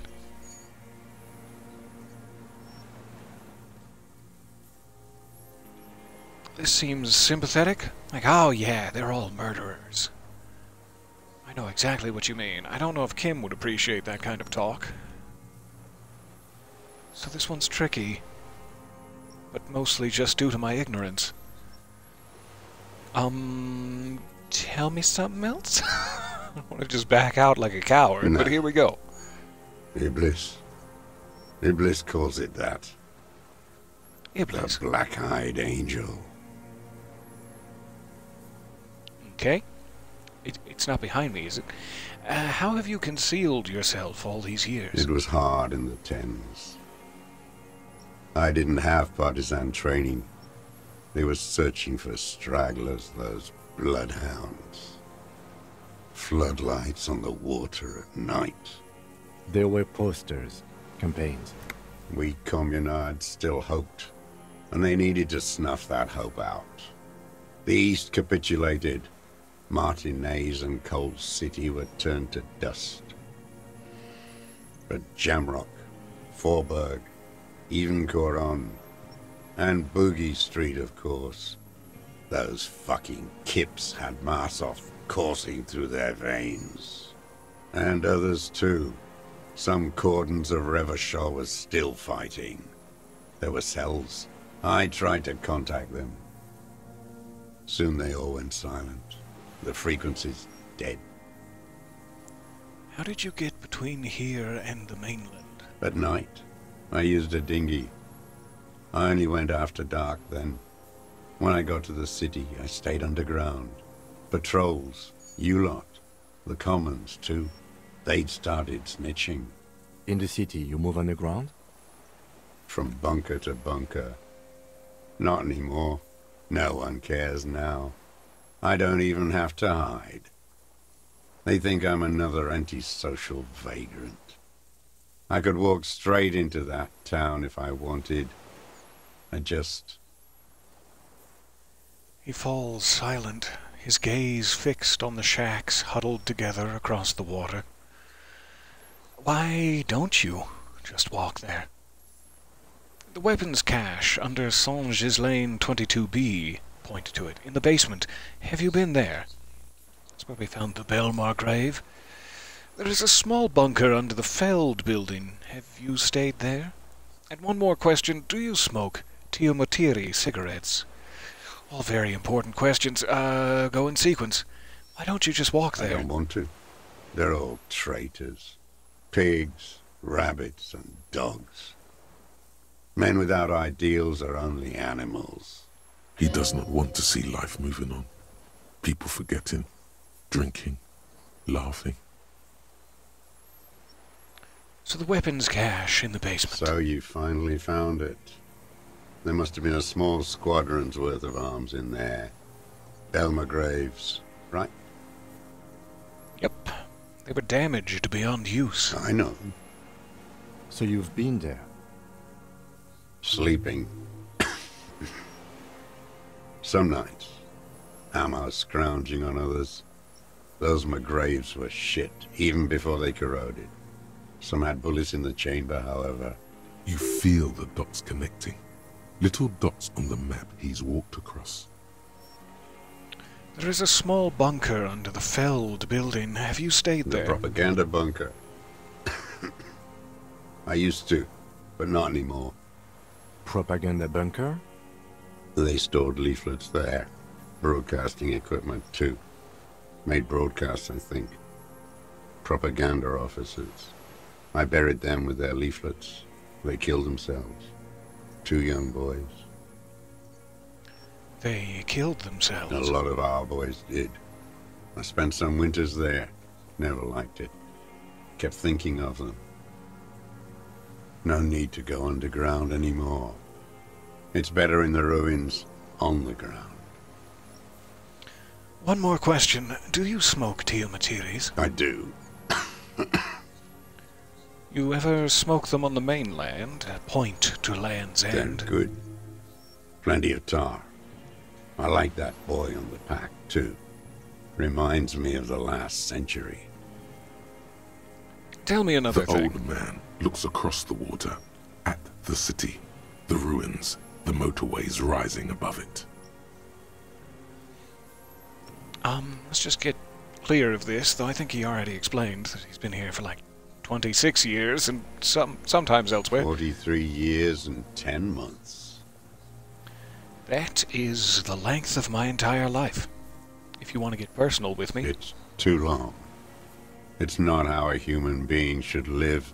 But I couldn't just forget what I saw.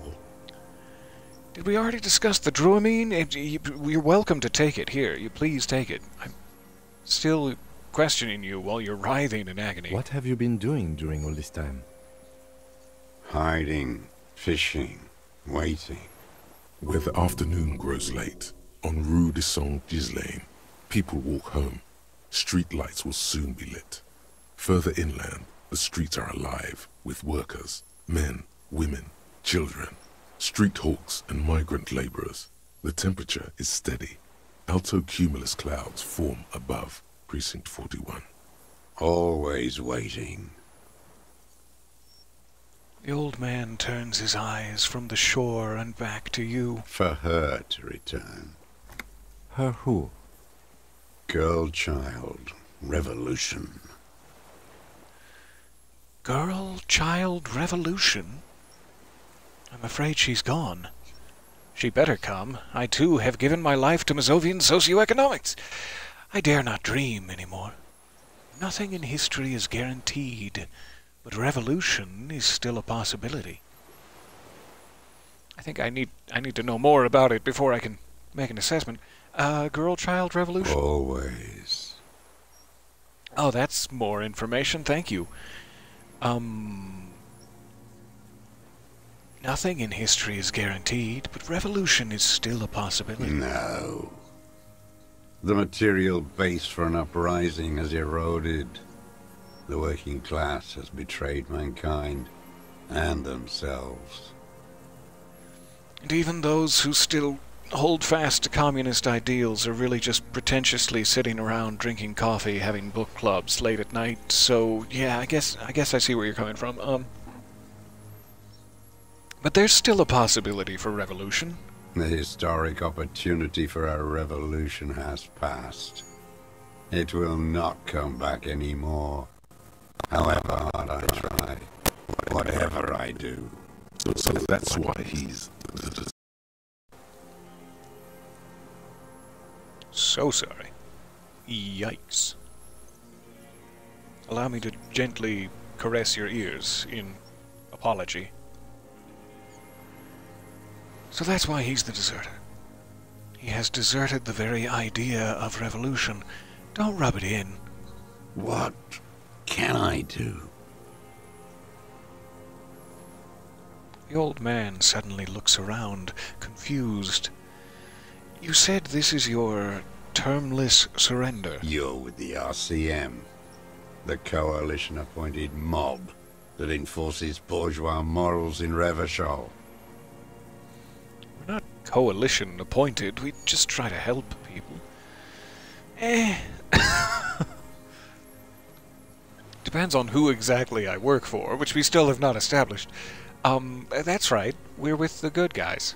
We enforce the law. We keep these animals from killing each other. That's not nice to say. Look, I know what it looks like, but I have secret plans to turn the RCM into a Mazovian revolutionary unit, a real sausage grinder, if you know what I mean. We're with the RCM. Let's leave it at that. I'd say we're just trying to help people. Me and Kim, at least. Don't trust the rest of my unit. You're the RCM. You represent the Moralist International, the enemies of humanity who took this city. I represent their adversary, le Parti Communiste d'Insolande. Take me to them as a prisoner of war. I have relinquished my weapon. I can no longer serve. No superiors can relieve me of my duty. You bulldoze them all to a mass grave for trying to free humanity. His hand shakes as he breaks into a coughing fit, and then a little dance routine. No, probably not. He's too weak. A spray of blood from his mouth on the black charcoal in the fire pit. I've got a hanky, and again, with this Druamine, you should probably take these, and I'll carry you gently. So, you're a communist soldier from the Communist Army? No, I am not a soldier. I am an ideological officer. I belong to the party, not the army. I don't want to dismiss additional information, but I don't want to go against your own knowledge of your own history. That's for you to decide. You did say you were trained and assigned to the Defense Corps. Trained in historical materialism, then assigned as a political commissar by the party. These things used to mean something. What does a political commissar do? The old man does not answer. He tilts his silver head and looks at the reeds. You see a small tremor pass through his legs. You got the jiggles there in your legs? That's fine. Again, I could carry you. If you'd like to get out of this rain, I feel like we're making your condition worse. His job was to assure the army answers to civilian control and follows the ideology of the Commune. Scientific communism. A commissaire politique is a knight philosopher of the revolution, a future human. Awakened from shutdown by the promise of ideology, he was like a cleric, a shepherd. So you were like a priest of communism? No, the opposite of that. A future human, not a human of the past. And this means that you're a trained communist, right? Are there any communist tricks you can do? I've got treats. I've got treats for you. That's rude. I don't mean to put you down. He nods slowly. Then another tremor. Point to yourself. Hey, you'll never guess. I'm also a communist. No, you're not. Aw. You're a liberast. You're right that I didn't officially join the Communist Book Club, but come on, at heart. No, I really am a communist. I have communist thoughts in my thought cabinet. What is a liberast? A liberal and a pederast. It's what most liberals are. I am not a liberal. I told you, I'm a communist. Detective, we have not come here to discuss ideology. Sorry, Kim. Sorry. He turns to the old man. We have come to ask questions regarding a murder investigation. The old man spits into the fire pit. He does not say anything more. A jitter passes his lower body. There's so much blood in the fire pit right now. Should we be breathing this in? Is it fine? There's definitely something off with his body. Something more than just metabolism, or even cancer. I have another serious question for There's you. There's nothing serious in this world. It's a farce. He looks at the gun in your hand. 28% chance of diagnosing what is going on with him? Is it perhaps some form of pale sickness? It is a white check that I can retry. And we have some skill points, so it's like I could try it and then increase and try it again. What have you been using this gun I've for? used it for killing people. Here we go. A trail of blood. The lieutenant smells it too. Killing people? It's a gun. That's what they're for. You want a moralist euphemism? Defending your family and your property. I haven't done that.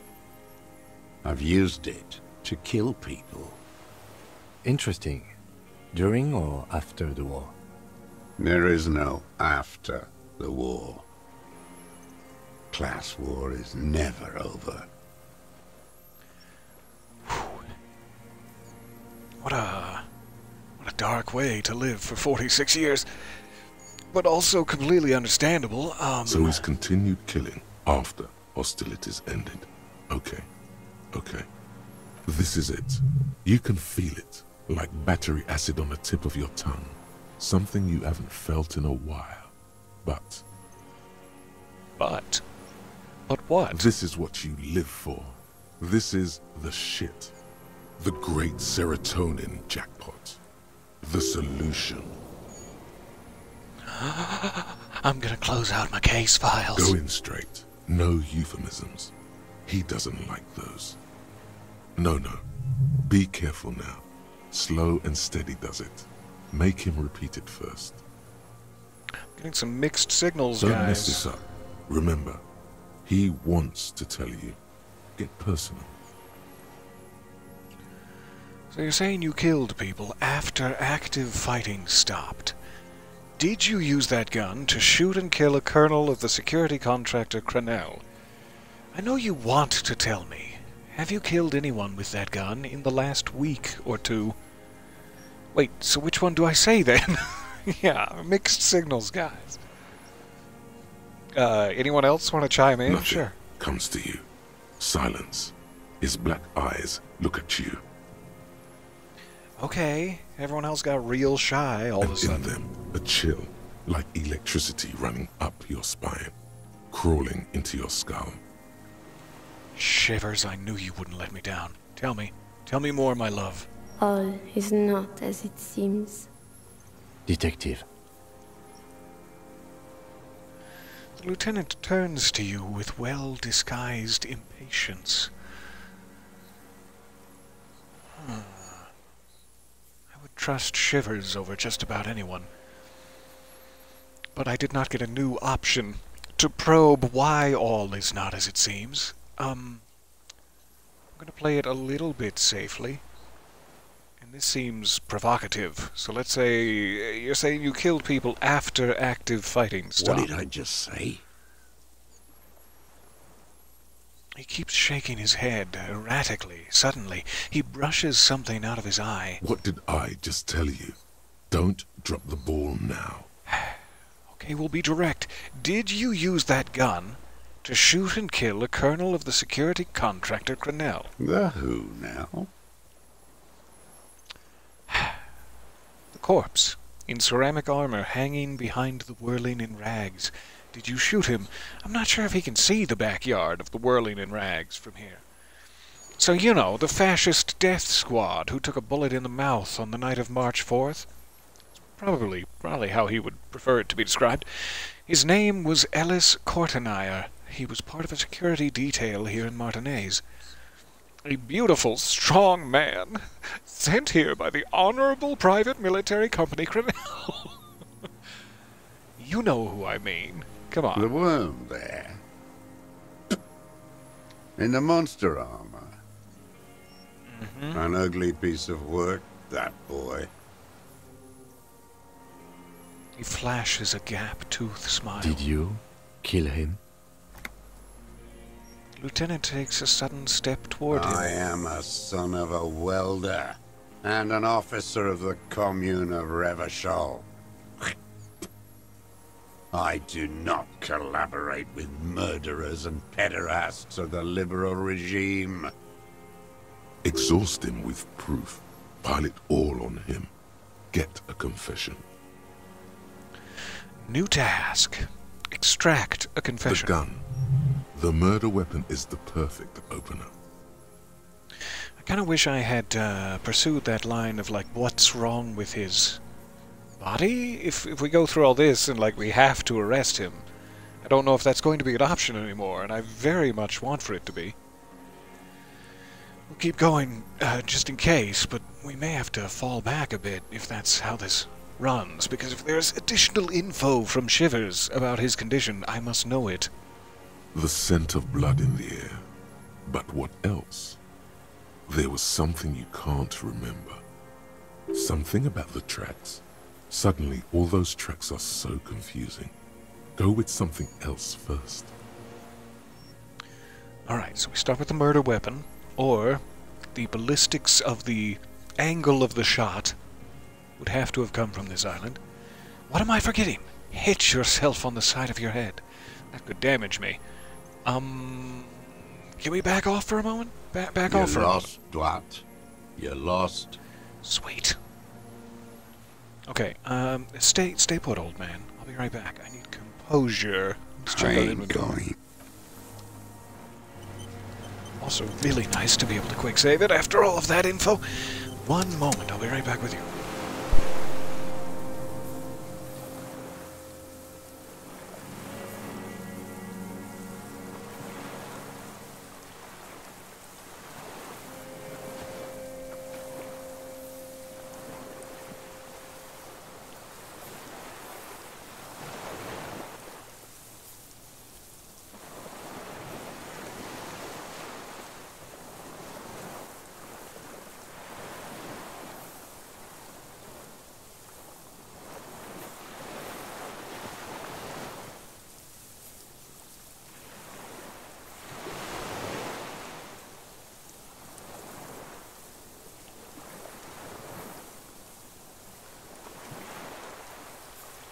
Oh, you guys are getting all wet.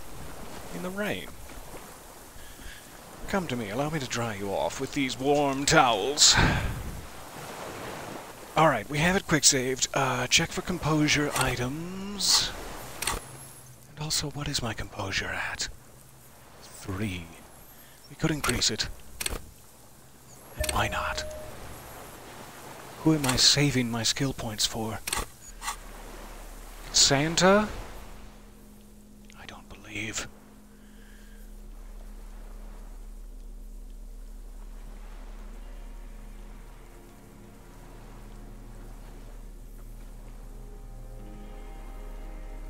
No, go back over here. Just wanted to double check. Okay.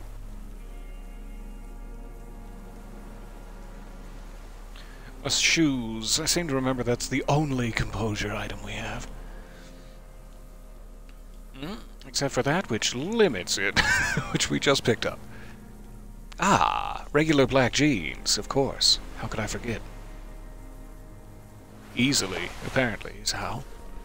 Alright, composure pants. Achieved. Anything messing me up? Where's my cursor right now? Oh god. Yeah, that should be fine.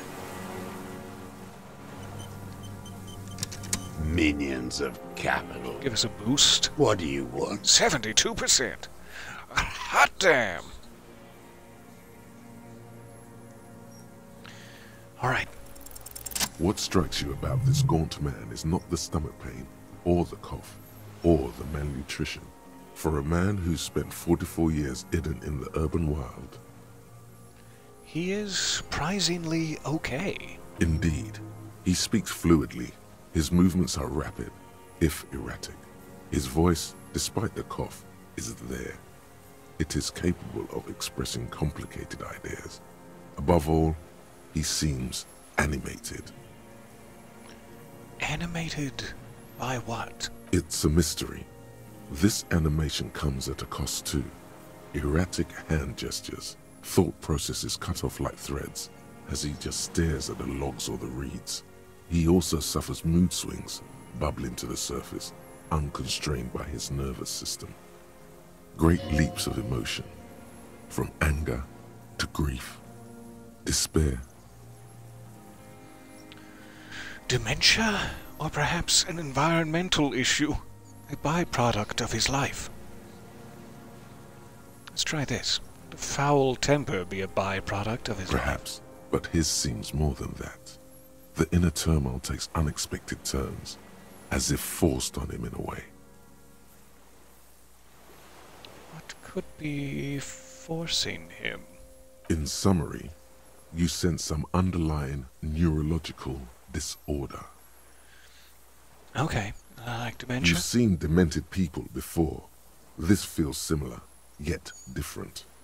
When his thoughts move, they are lucid, keen even, not senile. Mr. Dross, are you okay? How is your memory? No, I'm not okay. I shit blood, and I'm surrounded by insane people. Like us? Lieutenant Kim and I? Or where are the insane people? Are the insane people in the clearing with us now? There it is again. Erratic hand motions, bouts of rage, and the stomach thing too, of course. Strange.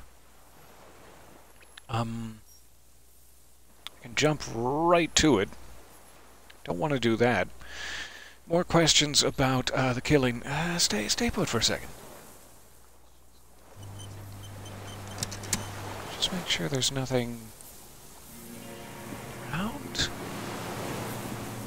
It's like if there's something affecting him, like a chemical agent or another person hiding in the bushes, possibly threatening to kill him. What's going on here?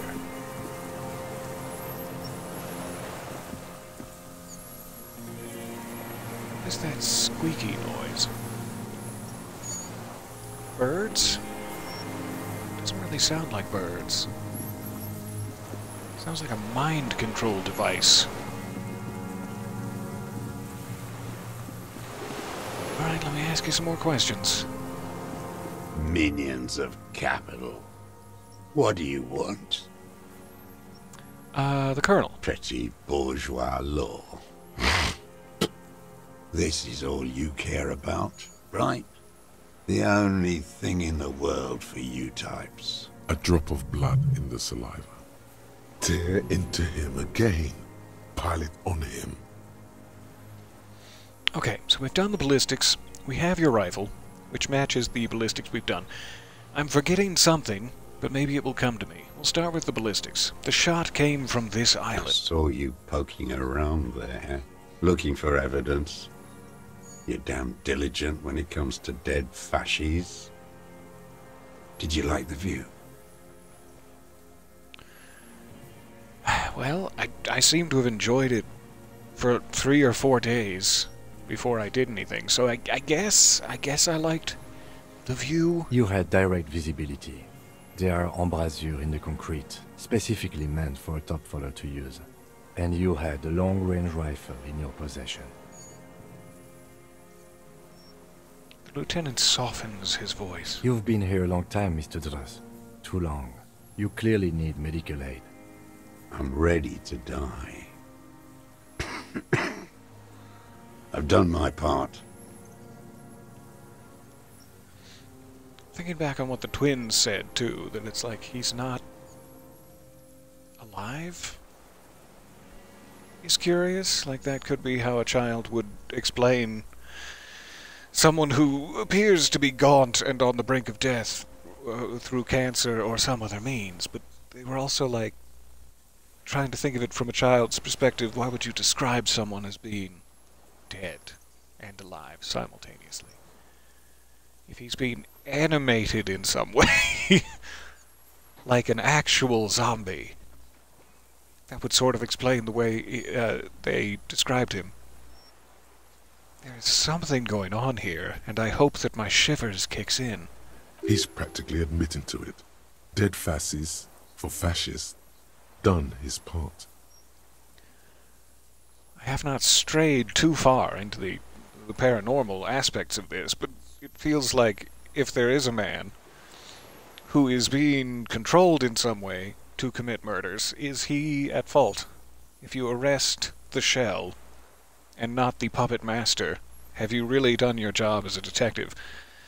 is why this is so important to me. Just one thing remains unclear. The rifle does not seem to have a scope. So, where's the scope? My mouth is a little distasteful to me right now, and I could go for a rinse. You said fasces. You're admitting you killed him. It's the best uninterrupted line of sight into the window in all of Martinez. I'm apparently a real estate investor now.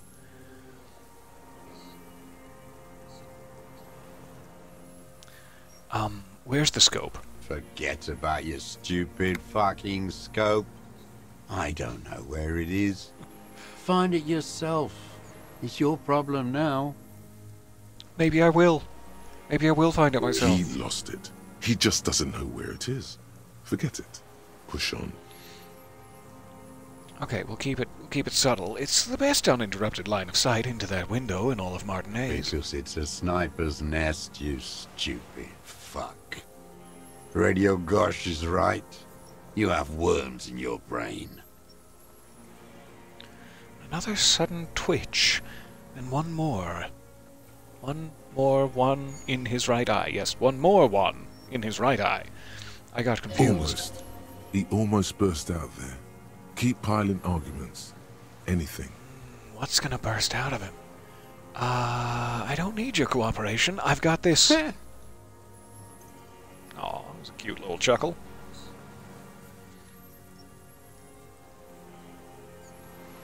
Is this like the philosophical question, can a vampire detective enter a house uninvited if he has a search warrant?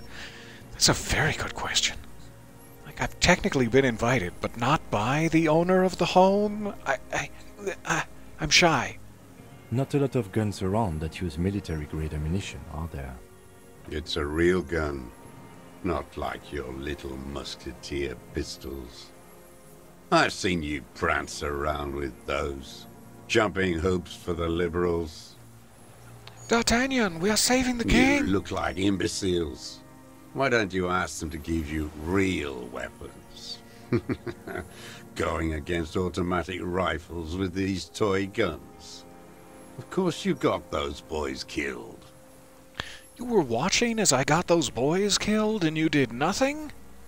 You could have sniped the leader and saved us all a lot of pelvic pain. You really have no reason to do that since you absolutely hate us, but still... Damn, he saw you. He's watched it happen.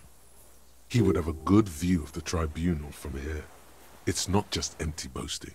So he saw you. Okay. So what? Don't let it divert you. Thanks, Felician. Stop changing the subject. We have the murder weapon. You know what? You're right. I'm convinced this made the shot. Should we call it? The lieutenant looks at the weapon demonstratively. You think we have the murder weapon? Dramatically, I say. 4.46 jacketed ammunition, modified for range. We have it. This is it. Well, then I'm calling it. We have the murder weapon. Should I have, the fact that they gave me so many opportunities to be like, no, not yet, makes me think we should have paired the scope with it beforehand. I hope we still get that opportunity if it's somewhere on the island. We'll see. I may have wanted to get the scope and then have been like, now we have the murder weapon. This feels good, doesn't it? Tearing things up like this. When you have the murder weapon, you have the killer. Murder. The old man does not say more. He just glances into the reeds and then twitches once more. What's in the reeds, old man? I've searched and searched. This pushed him, but not enough. Just a little more. Just a little more. What am I forgetting? Wait, here it comes. The goddamn Maybells. The dried Maybells on Clausia's roof. Oh, my head hurts now. But it's not important. Yes, the Maybells. Which Kim once again said probably weren't going to be important to the case. I'm not lording it over you, Kim. I'm just saying we're on a bit of a track here. There were Maybells in the grass when you got here. They're revolutionary symbols from the war.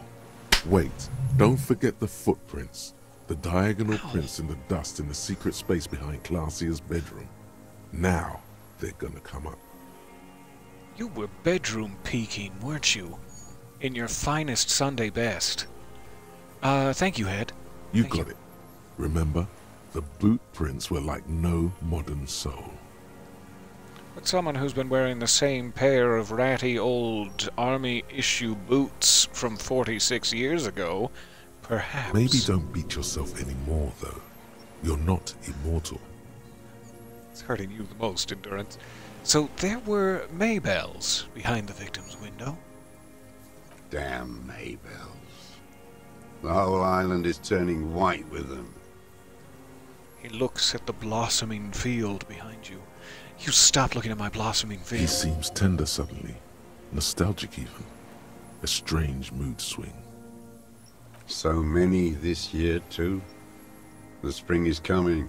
No, it's already here. Wash the filth away. I haven't seen these flowers anywhere else in Martinez. Only here. A young woman called Clausia. Ring any bells? These dried flowers were behind her window.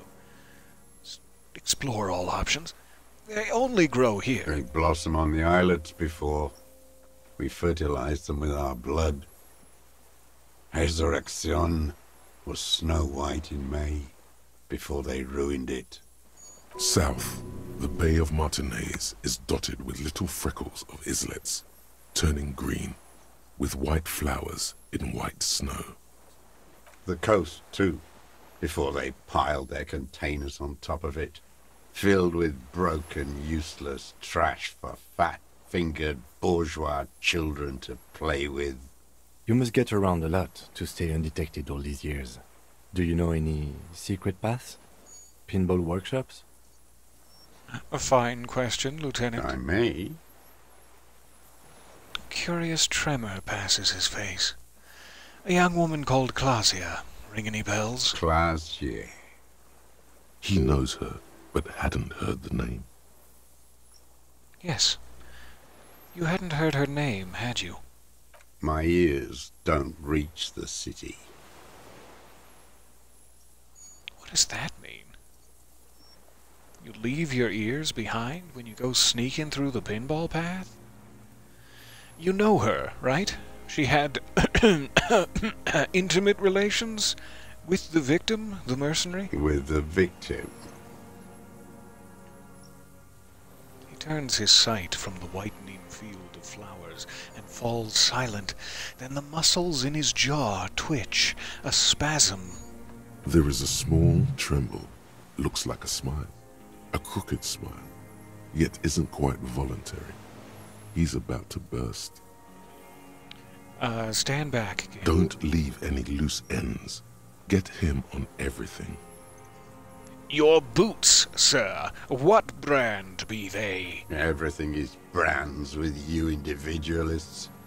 Who cares what brand my shoes are? Sansa? Some shit. He looks at his running shoes covered in Show mud. me the soles, please, Mr. Duras. Show me your soul. Fucking imbecile. The old man stretches out his leg. A black and white spiral pattern covers the sole of the worn-out old running shoes on his feet. The maker is called Sansarique.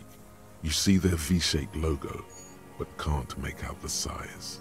These are not the unusual horizontal patterned soles you saw in the dust on the floor of the hidden room. They do, however, seem to be about the same size. So he could have another pair of boots hidden. Okay. The size fits, but not the sole. The lieutenant comes to the same conclusion. A red check, based off of drama, which is a little strange. Wait, maybe it's simpler than that.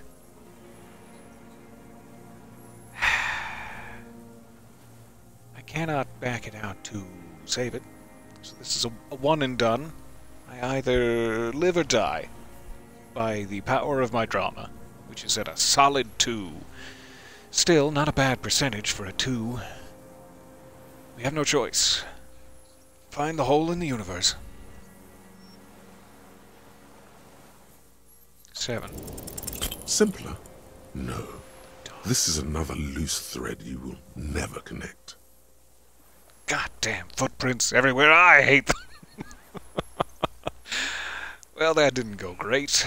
The lieutenant raises his brow. What are you doing? He's thinking. We almost got him here. That's not good. We need everything. You have to run, but wish you could stay. This is getting exciting. Thank you so much for staying as long as you have. It is lovely to see you here. Thank you for your time. Okay. So what do we do now? We're not getting these prints to People match. change shoes, detective. It was you. You were there, weren't you? Crawling and whirling in rags. What were you doing? Some kind of reconnaissance? Preparing the scene? Listening in on her? Trying to rack your brains. You're desperate to report something back to your masters. They must have really loved that dead fuck. It's a really, really weird way of phrasing it, but The okay. old man stares at his own prints in the ash around the fire. Silent suddenly, some strange process within him. A gush of wind. Seagulls in the distance. Gush of wind? Not a gust? Why is the wind so wet? You know who he was. A coalition-trained murderer. Armored and armed. He wasn't human. The blunt end of a hammer. Dripping with blood. Yeah, I'm not saying he was like a bastion of humanity, necessarily. He was a killer. He was still under the protection of the law. Beating us to the ground. Moaning with joy. You hounds get so thorough when a company-trained killer dies. I haven't seen you on this coast for 40 years. You know, maybe I should have killed one sooner. You wanted to see us on the coast? Or are you just taunting us? This is meaningless, but you were trying to bring us out here? Got your attention. Now you stop beating druggies and prostitutes in your basement. Now you come to investigate. Not when they die by the hundreds. You breathe this through flared nostrils. You're very tempted to put your fingers up them like a comedic fight. But you do not, because that would be unprofessional. This is it. Shot him. Shot him. Say shot him, not killed him. So you shot him? Oh, the inhumanity. One paramilitary less in Revachol. You can almost see him squeeze a tear out of his eye. His fists begin to tremble from the anger. The lieutenant raises his right arm to hush you. Of course, I'll be silent, my Hush. He does not need to be pushed anymore. The ball is rolling, while the lieutenant listens, holding his breath. Hold your breath. I had them in my sights. Both of them. Him and the whore. I was breathing with them, in phase, and I pulled the trigger and flew on the air until I landed in his mouth. What a strange perception of it you have. He begins to smile. I didn't think I had a shot like that in me anymore. I did. I saw him kneel there with his mouth full of death, and that stupid look on his face. And his dick still in her. You've gone too far in your explanation. It's TMI now, but then what? Then what happened? Give me more details. Nothing. I went to sleep. Next morning there were Maybells everywhere. The world was white, or what's left of it anyway. My last spring here. I knew the fascists would come to avenge their own. And so they did. And so we have. Mr. Dross, are you aware you're confessing to murder? The lieutenant asks this after a second of silence. Yes. single word is all he gives. And you were looking at them, the victim and a young woman, having sex, through the scope of your rifle that night, before you shot him? Lieutenant takes out his notebook slowly, very slowly. Old man nods. Why? Because that's what they were doing. He shrugs, and then smacks his lips. Gross. The motive. This is where the motive is going to come from. You can coax it out of him. The lieutenant's preparing the ground. It's so fertile, Lieutenant Kim, thank you. I don't understand. Do you, detective? I don't understand this part. Why were you looking at them that night? I'm always looking. He cocks his head to the side, then turns his eyes to the city. Another tremor passes his right side, lower in intensity. Are you always looking through the scope of a rifle? I'm just trying to understand. A rifle scope has the best magnification. Helps him see all the shit. And if you don't like it? Click. If it's part of the shit, you see. Then pull the trigger? Yes. Think of it as a form of critique. You got him going. Connect every little piece now. Wrap this up like a gift. Have you been looking at anything else you haven't liked? Such as a man upon the docks? Did you shoot the board and make him slip? No, that was probably an accident. What specifically did you not like about what you saw the night of the murder? Them. Fucking. I didn't like that. Were you jealous? Or what? Jealousy is a reactionary concept. I didn't like the Reaver enjoying himself. Drugged out, soothed in the arms of a young woman.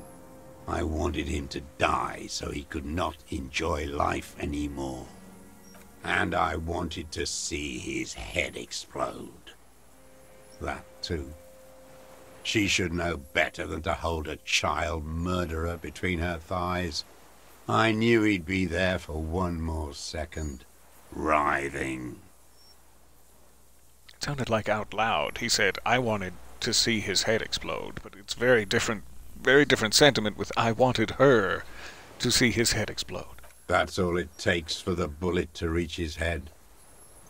Now that I think of it, I wasn't aiming for his mouth. I wanted his brains to spill out on her. But you can't have everything. Oh, that would have been nice. You sick bastard! He wants to see her covered in blood. To punish her. How long had you been watching? Since she came to Martinez. I saw her sneaking in the reeds early in the morning, behind the Fell building. It was dark, still winter. She didn't have her skimpy outfit on then. Just a spot in the night, moving. Past the Fell building on the coast? What was she doing there? Hiding something in the water. She had a fag after she'd done it. I was up in the ruins there. She couldn't see me, but I could see her, smoking. She was nervous, but not scared. What do you think she hid there? Her passport and tickets to Villiers. And from there, to Cachet Brut. Oh no.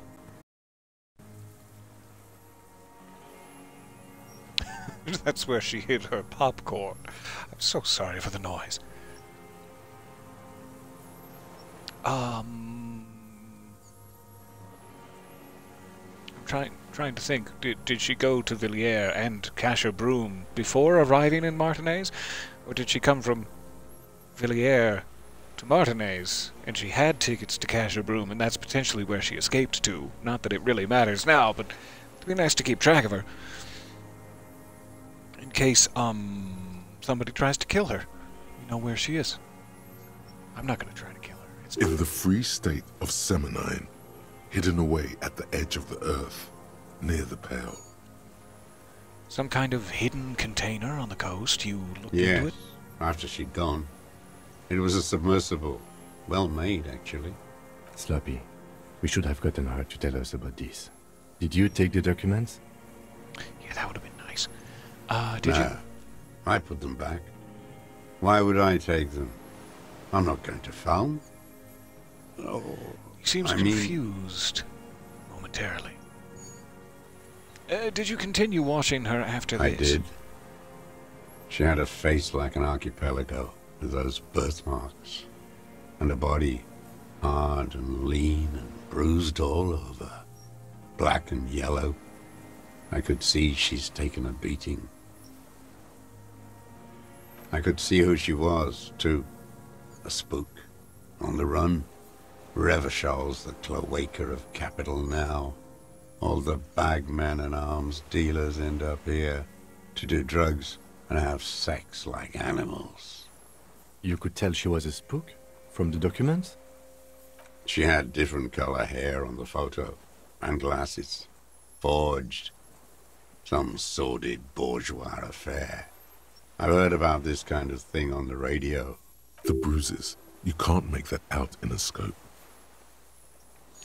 You could see her bruises through the scope of a rifle? You can't see bruises through a scope. It's just a blur. So how do you know about minute details about her body? The footprints in the dust, that you could have changed shoes, and there was a peephole!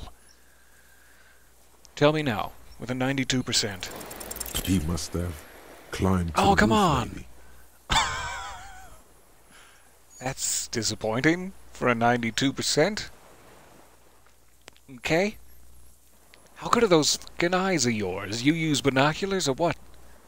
You climbed, right? You climbed behind her window like the crab man. How did you get close enough to see the bruises? I have my ways. You've been through the secret route behind the whirling in rags. Those were your footprints. You just changed your shoes. I've been through all of Martinez. Every nook and cranny. Oh, no. You probably rubbed my pillow on your backside, didn't you? Thank God. The lieutenant is picking it up. Yeah. No thanks to you, reaction speed. I set you up to knock it right out of the park and you let me down. That Nook too? The lieutenant does not let you finish.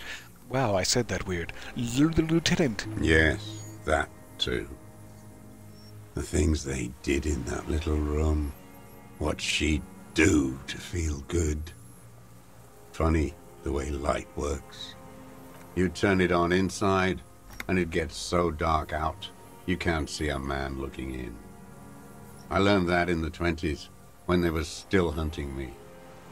I've seen people do some shit, but...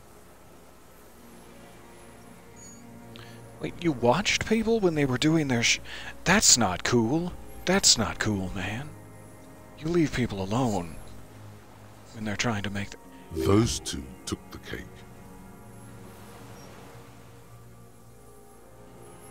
You hear the familiar scribble of the lieutenant's pen. A quick glance at you. Hi, Kim. How can I help you? One more loose end down. We're doing this, detective. I hope so, because we're failing miserably on all the red How checks. did you get in there? The hidden pinball workshop. I can just walk in there now after a good wash. I told you, they think I'm an antisocial. Closing hour is a good time. The kitchen's empty. I genuinely wonder if we've seen him at any other point in the game, like just walking around doing things. Is he hiding in the background at various points in the game? Especially after hours? I didn't do too much after hours wandering, but I love stuff like that, if they've actually included him in different parts. Ah, that's good coffee, You had all to right. open the steel door in the kitchen? How? I got that open a long time ago. Some bourgeois game merchant lived there. I don't know, 15 years ago. He left spare keys all over, and I took one. Then I saw her turn the light on one night in my scope. He points toward the whirling in Andy rags. found use for it. A spare key, like the one hanging behind the Union Box window. Could be the exact key he used, in fact. And that's where he hides it. How long had you been watching her? How long had you been watching her? I feel like I'm not speaking words anymore at this point. Since she came to Martinez. I saw her sneaking in the reeds early in the morning, behind the Fell building. It was dark, still winter. She didn't have us That seems Past the familiar. Fell building on the coast. Not sure why. hiding something in the It seemed water. new. Her In the Free State, yes. Sloppy. Yep. No. I did. I could You could tell she was... She had different... the bruises. You can't see bruises through a scope. It's just Sorry, a I blur. don't know why. Don't know why I picked that one again. Just didn't check to see that it was highlighted. You wanted to punish her, so you killed him. Perhaps because you had feelings for that woman. Let's start here. She practically breastfed that man. You wouldn't believe the things she let him do to her. It's really none of my business or yours. But okay, he shakes his head and stares at the ashes. While he stands here and rots. You saw through her, So did I. She did deserve a good punishing. How dare you? Oh yes, I hate women too, you know. I don't think like that. God, men are insane. I don't think like that is probably accurate. No one gives a shit what you think. You and your cronies kill 10 working-class men a day.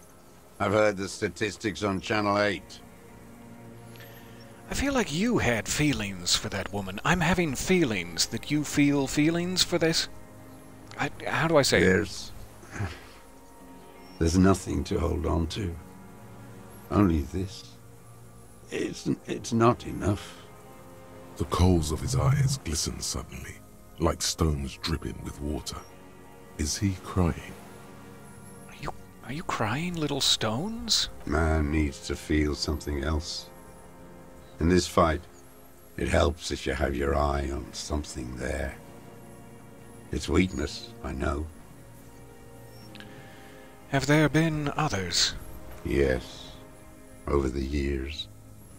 It's not unproletarian to feel something. That should be the slogan of the party. Was that why you left the dried flowers behind her window? No. He starts to shake his head again. A sunflower on a withered stalk. Why? I don't really know. I was there one night and she was crying, like a child, in the corner of her room on the floor, like she does sometimes. When was this? The day after I killed him. So you brought her Maybells? Yes. I don't know why I do the things I do anymore. Did you want to console her, perhaps, after you, a night before, had the thought, I'm gonna cover her in brains? Maybe. I told you, I have holes in my brain now. I wouldn't just sit here, waiting for you. And yet you have. A sudden pang of rage. If you came 10 years ago, I would have killed you. He wipes some little stones from his eye. In the silence, the lieutenant draws a line in his notes, then nods at you once more. One more down. So in conclusion, it wasn't about him. It was all about her. Her. He stares at the ashes, then the reeds. There's a twitch in the corner of his eye. What is it about the reeds with you, man? Just tell me what's in the reeds. I'm dying to know. The lieutenant nods at you in acknowledgement. All right, we got a That's motive. it. Motive. We have it. I hope it's Loco.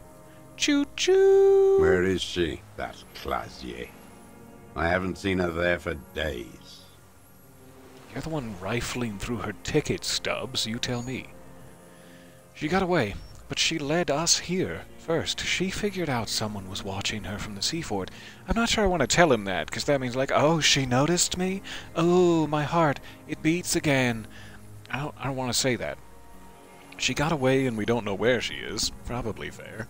Or I'm not at liberty to say.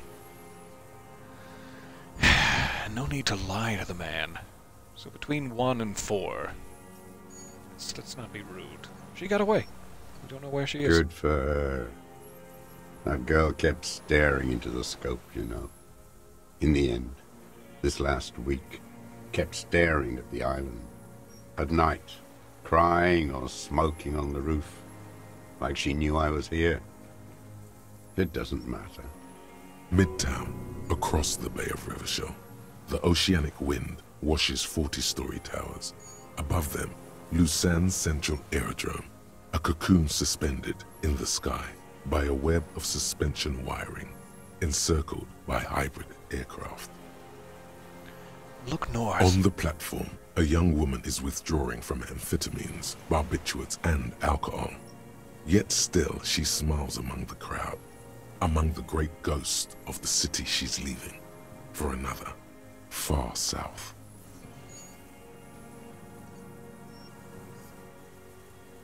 Thank you, Shivers. That answers that question. She seems to be taking a... what are they called? Whirly-graft? She's whirly-gigging down to the south. That's all I need to know. She's out, she's free. And hopefully the corporation chasing her does not know any of this. Keep my shivers to myself. Smaller, distant, hidden. Not like the great chandelier she sees sparkle in the night below her. Street lights, towers, tenements, and water. And across it, a dark strip of ruins, barely visible, if she didn't squint her eyes. He knew she knows. She was looking at the island, figuring it out, day by day, cigarette by cigarette. We could get more. We've got him talking. Lieutenant uses the opportunity to tell you in a lowered voice. It's very sensual. Who knows what he's seen and done over the years? You could get more out of him. He likes talking. Enough. Take him in. Bend his arms behind his back and end this. You're all about bending people around, aren't you, physical instrument? You quiet down there in the back. You've been looking at anything else you haven't liked lately? A tragic comedy. Druggies, prostitutes, and rentiers. So you've been watching me then? Oh, high five, Lieutenant Kim. No, sorry, inappropriate. A strange little engine seems to fire up in him again. It straightens his back. The familiar put-put-put of hatred. What drives this slowly potting engine of hatred deep within him? Besides the complete abandonment of civilization towards him and everything he believes in. More specifically? Specifically, the whole city is a charnel house. Stripped clean and draped in neon. But Martinez is the worst. How come? Because of the racists. Everyone is a racist in Martinez. It's their favorite thing to do in the whole world. Listening to race-themed radio shows. In the ruins. In their lorries. You know, I can't really disagree with you. I have met a lot of racists in my time upon the city streets. And it has been a bit disheartening. I'm full of steroids and Radio Revachol 92. Race this, race that. It's all sanctioned by that Social Democratic Union and the farce of a Social Democrat who runs it. Everard? Yes, the fly larva in his container. He let some nihilistic advertising yuppies erect a statue of Philippe III. A syphilitic murderer on the town square to spit on the working class. Please, Not since the serfs of ancient Pericarnassus has history produced a more inert social class than the Martinez proletariat. The rest of Revachol at least pretends to rebuild. These people still live in ruins. In tents, like animals. Like those boom-boom morons on the ice. A pity they didn't drown in that tent of theirs. He keeps shaking his head with sorrow for the sight he missed. Alright, I'll take a lot of shit from you, sir, but if you threaten Egghead in my presence, I will backhand you across your cancerous face. Too far? I'm sorry. Is that all? The worst of them is the blood-drenched Sucrion on her yacht, licking her lips. The old whore's gone now. Her gun-toting porcelain men are dead. So, actually, no. Okay, if you thought threatening Egghead was bad, I will forehand you across your stupid face. The worst is that old cock parading around in his uniform, throwing balls all day. It's not enough that the racists and liberals are dancing on our graves. The old loyalist ghouls still parade the ruins too. I was not expecting you to segue into cock and balls so smoothly, but bravo. Bravo, sir. You're a better euphemist than even I. Every morning he's there, while the parasites he fought to protect are off in Ozon, or Quayamorang, or some other island they built their palaces on, feeding on drugs and having sex with their own children. Oof. Big oof. God, I'm dumbstruck by this news. That's all the rich really want. Sex with their own children. Throughout history, even the royal bloodline of the suzerain, it's all just an excuse for them to have sordid sex. At least that old cunt, Frisell, is now dead. Mm-hmm. Don't really know what to say to that. I'm gonna just nod. We did good when we pushed him under that horse car. If only, in the 30s, those disco whores. What follows is ominous mumbling, and you cannot, thank God, make out a single word. The disco whores are too much. Hatred shuts down his brain's language center, leaving only a nonsensical sputter. There was something about a statue and nihilistic advertising agency people. Might be worth investigating. What was that about the statue with the syphilis? Syphilis is a disease Philip III contracted in a whorehouse. The statue is an abomination. How so? The bacteria entered his brain and made him squander trillions on sparkling wine, cocainum, and monuments of himself. His son, Philip IV, the insane, contracted syphilis in the womb. Ooh, he's wheezing with hatred now. I've almost broken That him. is technically possible, although Philippe III was not actually syphilitic. He was just mad. He's just very angry all the time. And he still went on to govern Revachol for 25 years. We lost 2 million lives toppling that mode of government. And those grotesque statues, too. Hundreds of them. But it's still there. What a keen remark. Yes, it is, isn't it? It's still there. Do you know why? Because you forgot to take it down? That's not nice to say. Because the king is holy, and his statues are indestructible. But mean it ironically. Because cynical advertising yuppies erected a deconstructed version of it? That's right. Some advertising cockroaches erected a cynical deconstruction of it. We tore it down with honest working-class plastic explosives. And there it is again. These plastic explosives are honest, hard-working explosives. He shakes his head in disgust. Art is a bourgeois establishment. It's an affront to humanity. Every gallery should be bulldozed, and the artists should all be given 30 years of hard labor in Yekokata. Sure, the art department of this game appreciates that sentiment. What was the other thing?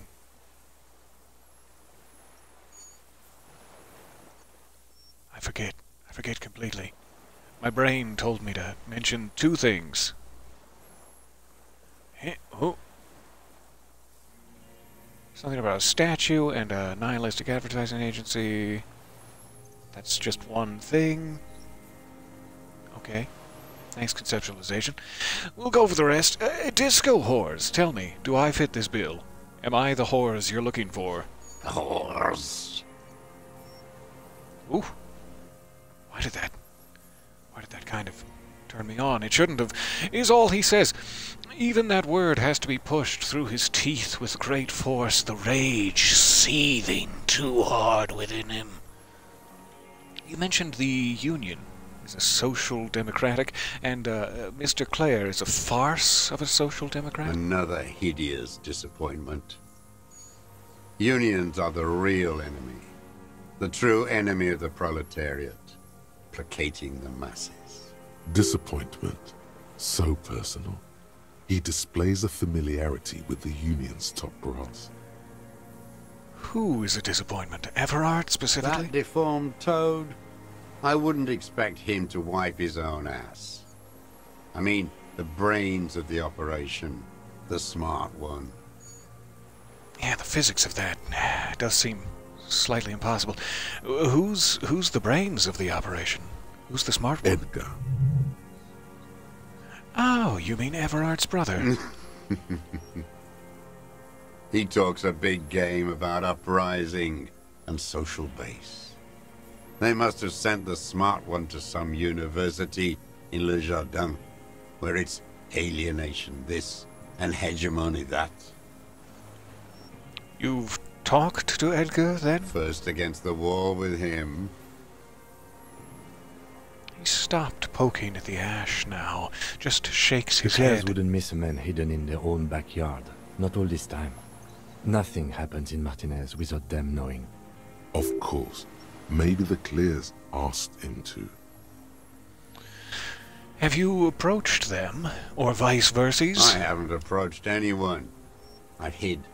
It was Edgar who came to me. I bet it How was. did he know you were here? He didn't just stumble in like an oaf. He figured it out. Some kids told him about a monster on the island. I told you, he has brains. He points to the path leading to the tower. Stepped right off the boat and walked down where you came. I even kept the door open for him. Thought he was a man of the left. Wouldn't rat me out. I was right about one of those things. He didn't rat you out? When was 20 this? years ago. Neither of them could walk now, could they? They were less fat then. That's around the time the Clares came to power. What did you discuss? Edgar did the talking. Paid his respects like I were a fossil in a uniform.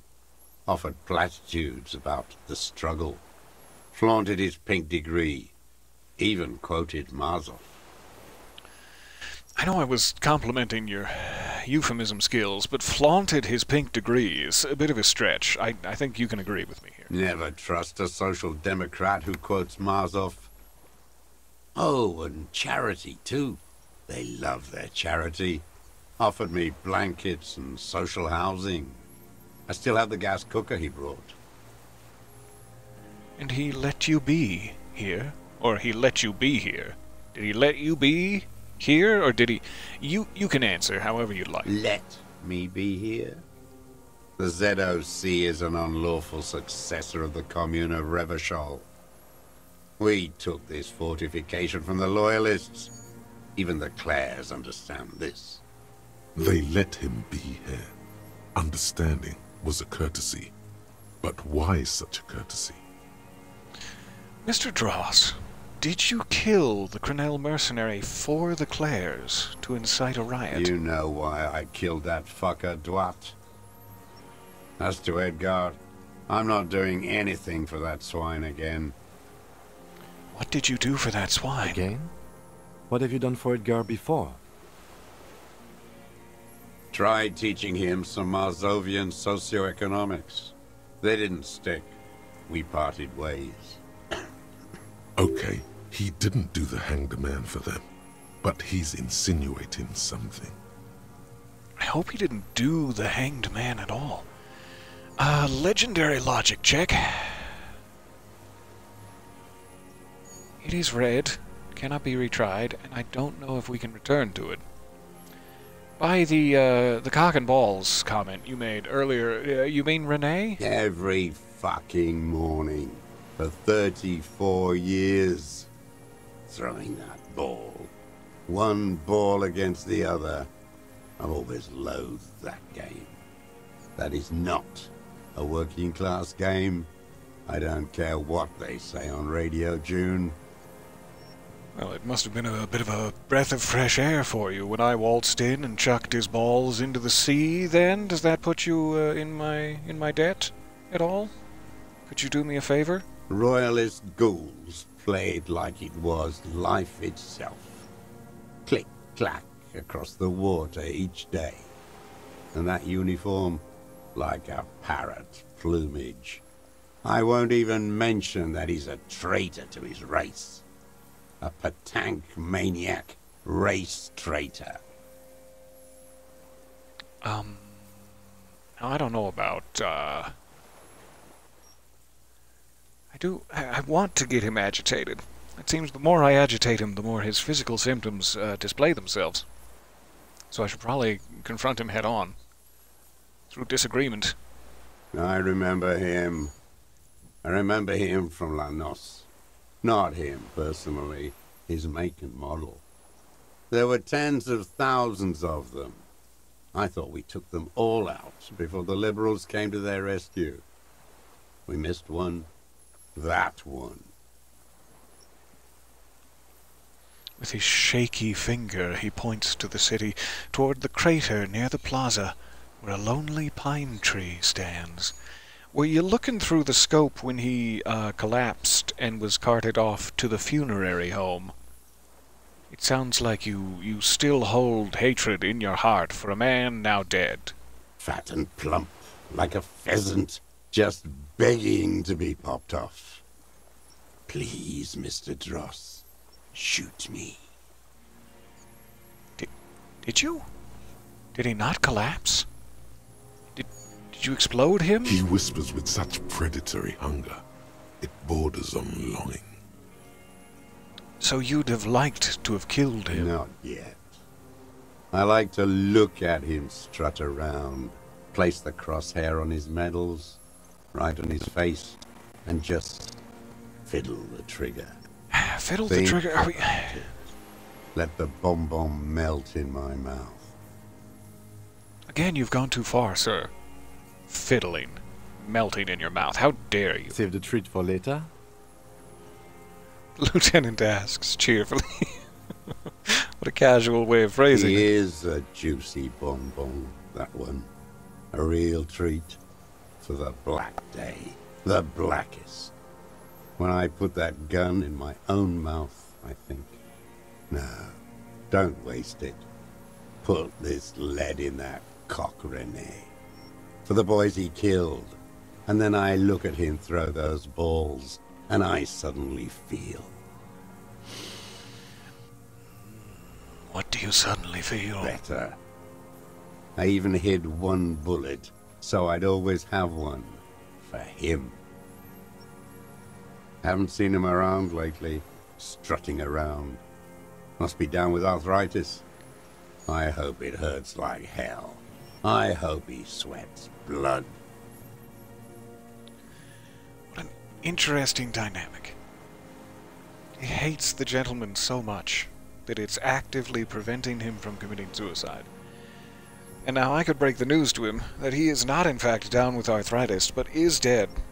Is quite dead, and he has no barrier to popping his own gun in his mouth. It's a good thing we have his gun now. But, still a bit dangerous territory, to mention. Hearing it may destabilize him. You sure you've gotten everything from him? Yeah, it may destabilize him. I don't know if I've gotten everything from him. I have not passed the legendary logic check yet. And I could back out to it.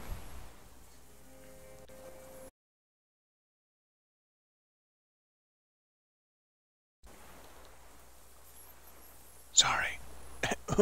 Before I destabilize him completely, I could back out to it. And if we fail, we fail. Tell me something else, Mr. Draws. Yes, of course. Must be passing a kidney stone. I hope it's excruciating. At least it keeps him from throwing his balls. I mean, I'm not sure. Based on the placement of the kidney stone, he might be... He Never mind. seems relieved. Could he have been worried for him? Perhaps a little. Perhaps it'll break his tiny little, blood-addled lungs. That's what happens when someone you love dies, right? Ah, it broke my lungs to hear it. He reminds him of himself. The same hatred. The same. You try to think of another thing, but no. It's just the hatred. It's just the hatred. 42% chance. Here we go. Who-ha. Oh no. The connection doesn't come to you on such a pivotal moment. Such a pivotal moment it was. Slap yourself in the head again. Jumpstart it. I mean, that's gonna cause some significant damage, but... Yeah, okay. Officer. The lieutenant watches you beat yourself in the head again. The third question mark time in this interview. He quickly realizes what is happening. Be a lot less damaging if I wasn't actively holding a giant heavy flashlight. Mr. Dross, about this deal you made with Edgar, the death of the Cronel mercenary was only coincidentally beneficial to the Clares, but... He leans closer. What about the other people you've killed for them? Other people? Like the previous 4 women of the Union. That's it. That's what you weren't connecting yourself. Thank God you're here, Lieutenant. I didn't fight 40 years to end up an informant for the international regime. What happened, happened. Still dumb. Your eyes are transfixed on his digit. It's yellow with nicotine. What? What are we... Oh, his finger. Oh, thank God. Before, when you asked him about the Union, he said it was a disappointment. They promised him something political. They promised political change, and they did not deliver. Look who's up. You're worse off than me. We will have plenty of time to talk about this, Mr. Dross, when you're in pre-detention. It takes years in pre-detention. Go ahead. I've been in solitary confinement my whole life. Ease off it. This was not an unmitigated disaster. The lieutenant mitigated it. Just proceed. Calmly. Proceed calmly by agitating him beyond any hope of repair? Sure. Yes. Where is he? Oh my God. He's even worried for him. So... This could be a giant mistake. I feel like the only way to get information about what is motivating him, what is controlling him from a distance, is to agitate him to the point where it reveals itself, and yet, I'm scared. I'm scared for this poor old man alone on the island, his knobbly knees shivering in the cold. Rene is dead. He died of, I guess, old age? A couple of days ago. No. Yes. He was buried with both his cock and his balls. By which I mean his uniform. I gave it back. That's a lie. I still have the uniform. And I'm keeping it. Yeah, he's dead. I waited too long. I waited too long, and now he's dead? The old communard looks at you, his blackberry eyes shaking in disbelief. What a gorgeous turn of phrase. I'm sorry, Mr. Dross. I understand you knew him for a long time. They're all dead now. Fuck it. If he really wanted to kill him so bad, he would have done. There must have been 1,000 black days on these islands. His health ailing. You had 1,000 chances to kill him. And I blew them all. What does it matter now? He's gone. Ancient dust. I mean, it was only like 3 days ago. He's probably still pretty juicy if you wanted to get in on it. Get in on what? Well, we're not going there. He reminded him of himself. The same hatred. It's cannibalism. The same. You tried to think of something else, but no. Okay, you it's just cared hatred. about him? All human beings care about each other. I cared for seeing his head explode. Now, God damn this world. I'm sorry you didn't get to see his head explode. Fuck you. That's fair. He stares at the ground, seemingly to the island you're on. I don't know if I'm reading that right. It's not clicking in my brain. Are you okay, Mr. Dross, to go on? You think I haven't seen people die? It's all I've seen them do. Fuck and die. All the other plans we had. To love. To colonize the Pale. It's all fucked. You had plans to colonize the Pale? I'd love to see those drawings. He's not okay. This is just another black day in a row of black days. Something strange is keeping him together, making him endure. And what is that thing? What is the thing that's keeping him together? Alright, I'm glad I pressured you about this. What next? We talked about what? I want to ask again about the people you His don't lip like. curls into a sneer at the memory. It seems to be all. Glad we talked okay? about what? So I don't know if it's a matter of like missing those. Were there three skill checks, or if the moment of revelation is after we arrest him. Perhaps the arrest will push him over the edge. Will that happen? I always have a quick save we can go back to, but it was like 2 hours ago at this point. So you're under arrest for the murder of the hanged man. What? But you said I would be taken to the... The old man's eyes fill with sudden, unexpected terror at the word. This terror is the sum of all the uncontrollable movements and mood swings he's been exhibiting. Yes, let it all out. Curl into a fetal ball upon your fetid log and tell me your secrets. The wind picks up. The silence on the water is broken all around you. Little shivers of waves appear. The lieutenant continues, like an incantation. Your Wayfarer rights have been suspended. Information provided to the officers on the scene will be used against you by the prosecution. You will be given legal counsel within 1 week and must face court in 44 days. Do you understand? Do you understand? Do you understand? Yeah, you got it, Kim. Sorry, I didn't mean to butt in. But, yeah. Kim, he's afraid. Do I want to keep pressing him? Like, do you understand, sir? Will that help? Or should I be like, oh no, come on. Maybe if you tell me your secrets, we can just send you to court in like 50 days. A whole nother week of pre-detention. Wouldn't that be nice? I guess we're being bad cop. Do you understand, No, sir? I don't want to. I have to stay here. He looks again at the reeds, eyes submerged in growing terror. He's sweating. Beads are forming on his forehead. Your confirmation is not required, sir. Now on to the boat. Oh, a legendary hearing check at 28%. Perception.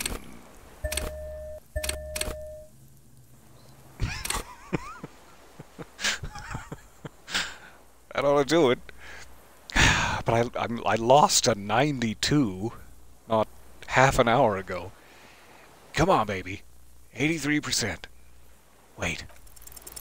There it is again. To your north, as it has been since you came to the coast. The reeds whisper, stalks rubbing against each other. But then, in the middle of it... Then in the middle of it what? Something completely different.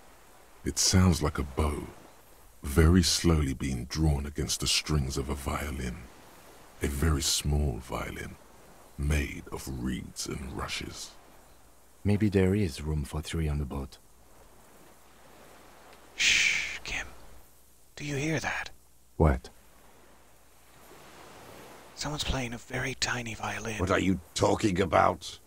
Is this really us? Us? The old man's voice drowns in a sudden gust of wind. Your skin crawls. Ooh.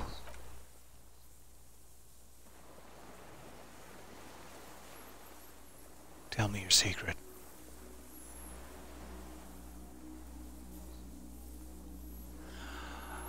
Oh my God!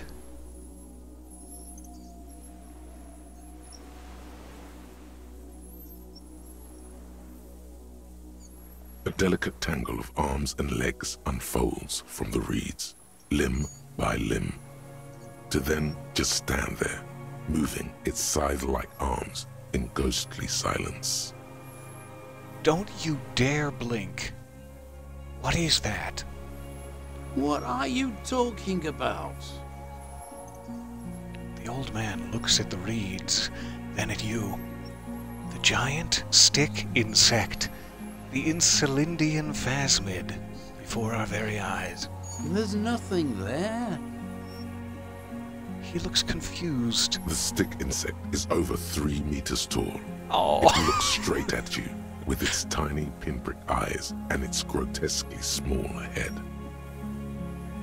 Notice its cute little title card, like, profile picture up there.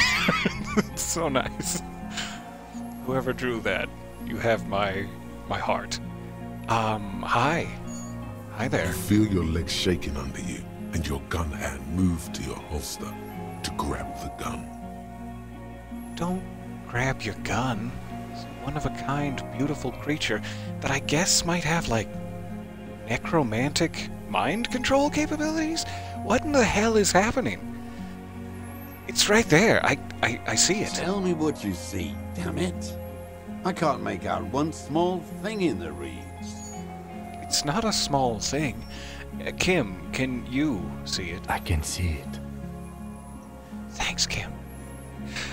Oh God, hold me while we watch this. 4 simple words, thank God. If you can see, then you're not insane. Perhaps I've finally pushed Kim over the edge and we're both insane. What that means, it's really there, spinning slowly, in absolute silence, its limbs long and slender. It's beautiful. Be very, very careful.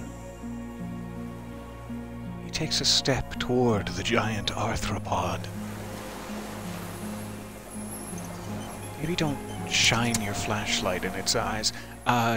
Quick save, yes, please. Hi? Be respectful. Super respectful.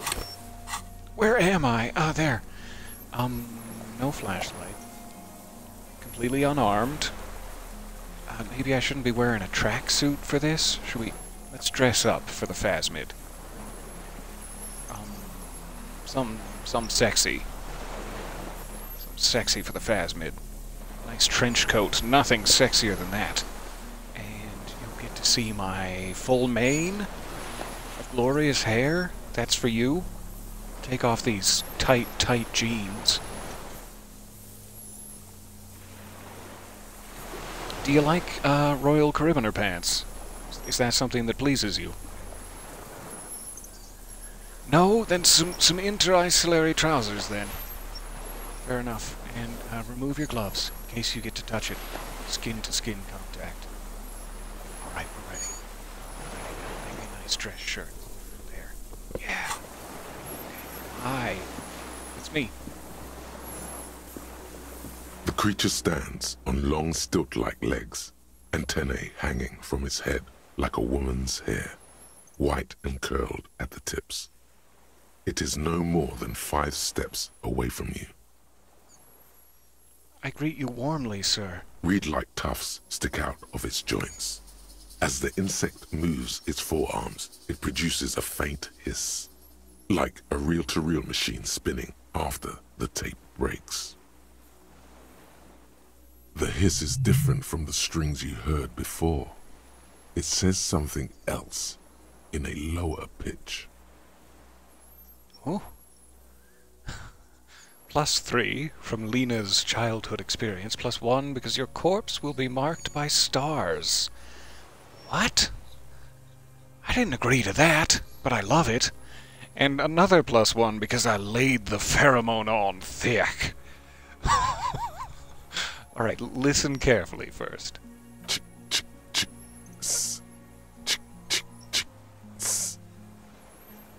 I must translate this. Okay, electrochemistry. You take it from here. You're my best translatory, skill. Go for it. Slowly, with your breath held, you take 2 small steps toward the phasmid. The creature lets out a series of ultrasonic clicks that swarm around your head like swallows. Like laughter, a sort of happiness. Sweat drips from your brow, soaking your chest. You reek of it, your chemicals. Sorry, I got excited. Hissing and clicking, it extends its mandible-like antennae to greet you. You're right below it now, looking up at the colossal chitin of its white limbs.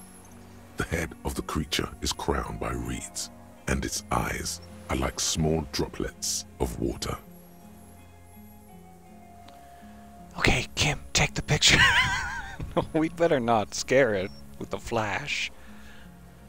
Raise your hand slowly for some skin-to-skin contact, or whisper to it in greeting.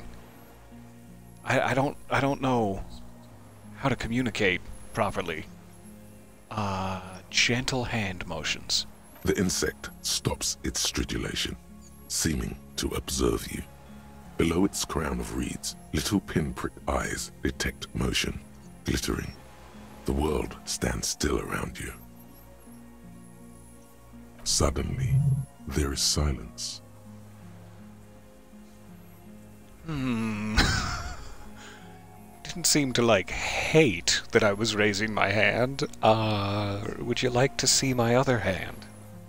I come to you in peace with no flashlight or firearm. As you do, the invertebrate comes to life, its limbs moving independent of each other, as if each has a mind of its own. They are white, like stalks of porcelain, knitting above you, praying to you. That's right. Pray. Don't pray to me. I am nothing. The reed creature does not stop its stridulations. It towers above you, parting the reeds it emerged from. Tuft-like structures still rustle on its joints. Hello. I'm Harry. I don't really know who I am, but... No reply. A total ancient silence comes from its mouth, along with what appears to be some kind of foam. The stridulations of its limbs continue all around you. I don't mean for this to be aggressive. Would you like to see me on my tiptoes, Daddy? You were right. Little bubbles form on the mouth parts of the creature, on its segmented lower lip. It looks to be foaming, slowly. The foam is white, then yellowish. The faintest smell, like you've never felt before, like burnt roses. It's not, comforting, necessarily. As though it's about to spew acid upon my face and scar me. Which I guess explains my profile picture this entire time. Kim, it's foaming! Careful. It may be poisonous. Lieutenant watches you The apprehensively. foam slowly turns a darker shade, like burnt caramel, as the insect moves its mouth parts, masticating. The little bubbles begin to burst, one by one, letting out that same smell like summer burning. Apricot blossoms, white blossoms erupting, a sensation like cold hands on your face. What are you doing? You spoke to the hanged man. You did not give up on the Phasmid, thank goodness. And you know of parthenogenesis. What are you doing? I exist.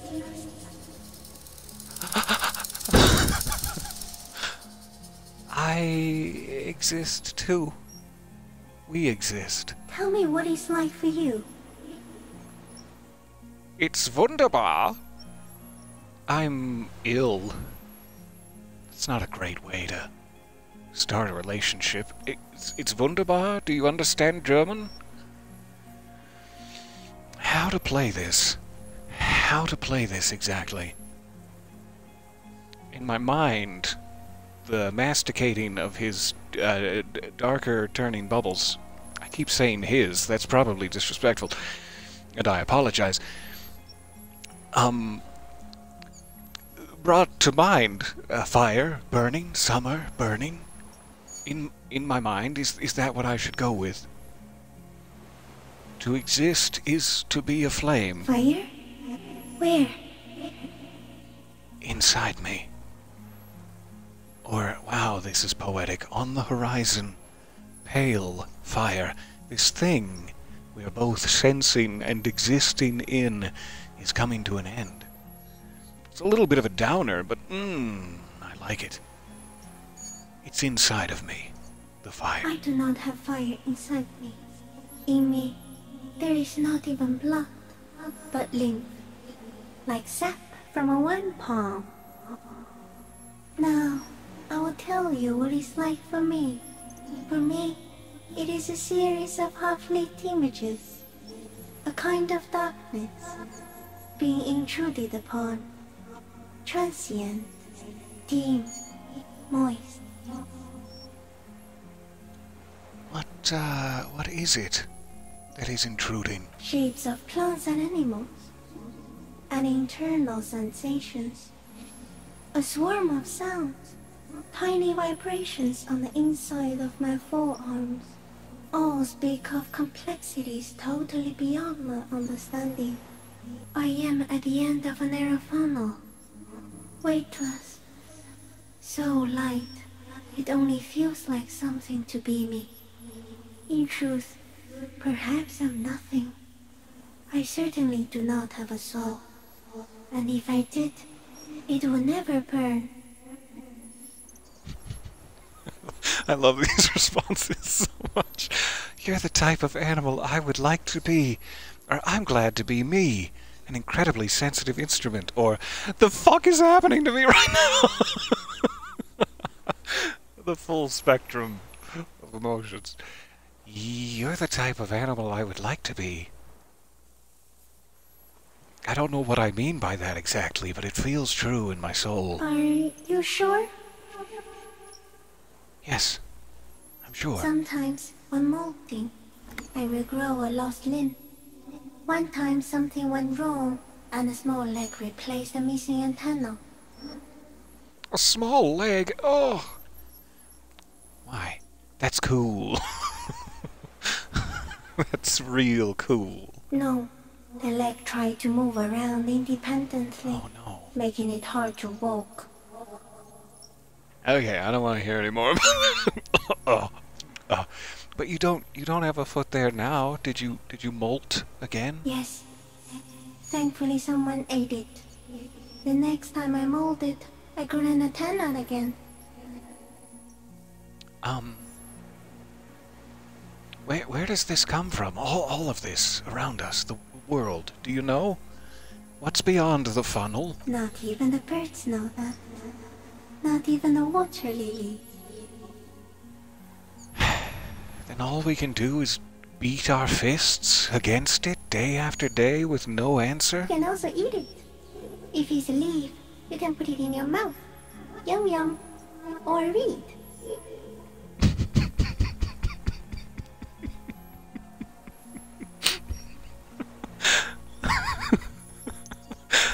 I don't even know. I don't even know if I'm laughing or crying right now. Yum yum. Wait, so you look like a reed, and you eat reeds? Is that rude to mention? I hope it leads to a philosophical discussion. Yes, they don't mind. Oh, good. Have you ever accidentally eaten another reed, Phasmid? Yes, I once cloned myself and ate the little ones. It was winter, and I woke up at the wrong time. It was an accident. Oh, that's okay then. You didn't mean it. This seems rude to ask, but what exactly are you? I am an unknown species of the order Phantasmodia, endemic to the Insulindian Insula. For the last 350 years, I have hidden in plain sight, masquerading as the reeds, molding, cloning myself, unfolding at night to play with trash bins and boys. Aww. Just want to play at night. Me too. Me too. No one unnoticed by the first settlers and the land surveyors of the suzerain. Also, by the soldiers of the revolution and the officials of the occupation. Even the Semenese islanders who came here first, but did not stay, have not seen me. You're very good at hiding. But young Lena, she peeked. She peeked at you, didn't she? She would love to be here right now. I hope you know that. She's always held you close in her heart. I have stayed hidden through 4 forms of government and 2 scientific revolutions until I was accidentally discovered by a detective of the citizen militia in Revachol, district of Martinaise, March 51. She says that as though it's a memory. And maybe it is, from her perspective. I am a detective of the Citizens Militia in Revachol, district of Martinaise, March 51. So am I. I was born to detect sucrose rewards and semiochemicals. What were you born to detect? Also that. The semiochemicals. I was born to detect you. That's how I feel at this moment, but that seems threatening in some way. The killer? Technically my job is killer-based. He's in a bad state, deteriorating fast now. He thinks I am beneficial to him, but I am not. I only quicken his deterioration. You're destroying him? Very slowly, and only because he won't go away. It is meant to keep them from noticing me, to interfere with the pictures in their heads. But he has looked at me for too long, and I am destroying him. Oh. I want to ask everything, even if it seems silly. Like, of course it's not a dream. No, I believe that this is happening. But I want to talk to you forever, so please. No, you are awake. I am real. Light is forming me. This is real. Why, that's insane. No, you are. The moral of our encounter is, I am a relatively medium life form, while it is you who are a total extreme madness. A volatile simian nerve system ominously new to the planet. That is the most accurate description of me and of humanity. Yes. The Pale too came with you. No one remembers it before you. The Nidarians do not. The radially symmetrics do not. There is an almost unanimous agreement between the birds and the plants that you are going to destroy us all. Wait, the Pale is human-made? It is a nervous shadow cast into the world by you. eating away at reality. A great, unnatural territory. Its advent coincides with the arrival of the human mind. I don't have that kind of power. I can't even win a game of suzerainty. You're a violent and irrepressible miracle. The vacuum of cosmos and the stars burning in it are afraid of you. Give me enough time, you will wipe us all out and replace us with nothing. Just by accident.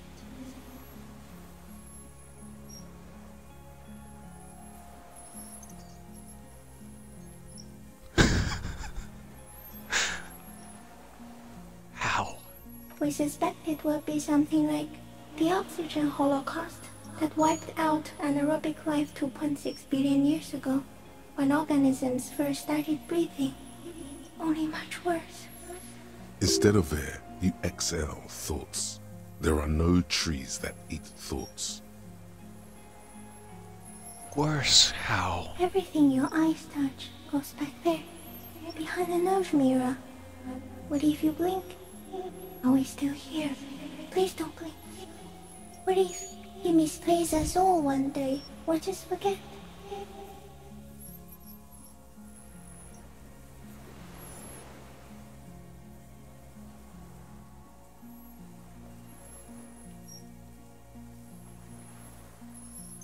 Have I always thought this way? No, you're only thinking it now.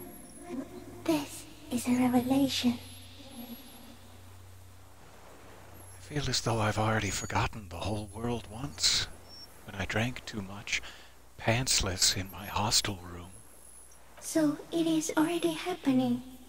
Soon, one of you will close your eyes and open them to see that none of this ever existed. Kim? Am I having a violent epileptic seizure right now? It doesn't look like that, no. What does it look like? You're just staring at it. Oh, good.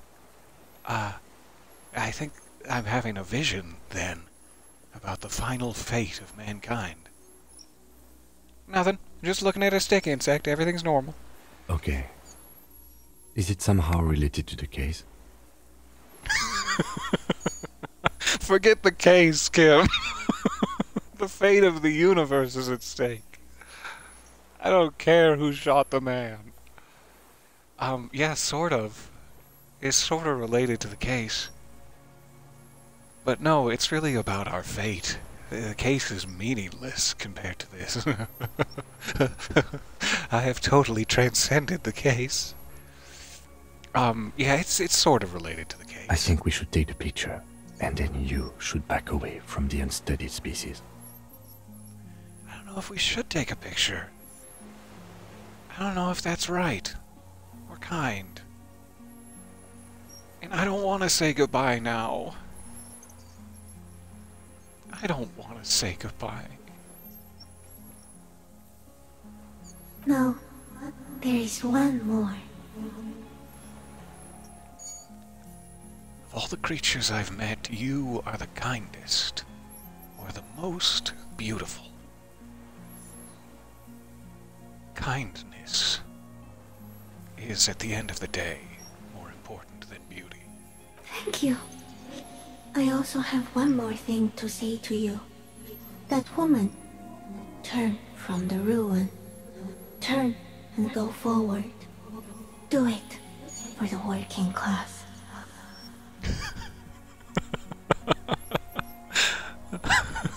Oh, how well you know me, Insulindian Phasmid. What woman? If you can see the last 350 years of history, this woman. Details? You cannot lie to me. Behind you, it smells of fires. So awfully far you were prepared to go in her presence. And it. Okay. I'll try. She was middle class. It doesn't take a 3-meter stick insect to tell you that.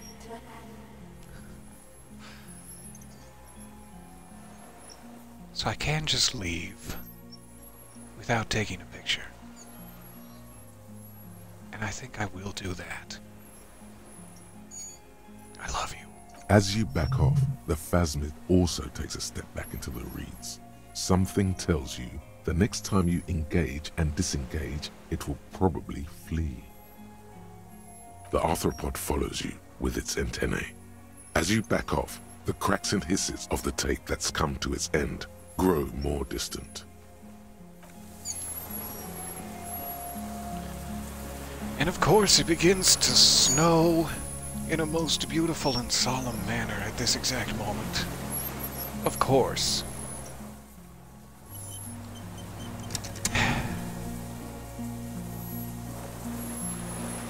I want to stay in this moment. And for that reason, perhaps this is where we will end. I imagine there's a little bit of cleanup work to do back at the old HQ once we drag this gentleman in. But if indeed the gentleman has been, I don't know the way of saying it, mind polluted by the pheromones of trying to see an Insulindian phasmid and being blocked from that, does it explain his behavior somewhat? Or was all the killing and the hatred just him? I felt no sense of killing or hatred from our friend Marines. And she was just trying to block his vision from her. That could have effect on a human, beyond what we understand.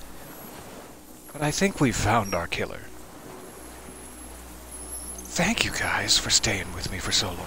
Over 4 hours here. I desperately appreciate it. I was hoping to put a little feather on the cap of our playthrough, but it's rather more complicated than that.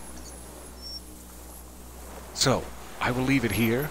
We will finish up the case and drag the killer in for justice, or perhaps just medical treatment next time. Thank you for being with me. Thank you for existing here by the reeds. And don't blink, if at all possible, because I want to see you next time. All my love. Bye for now.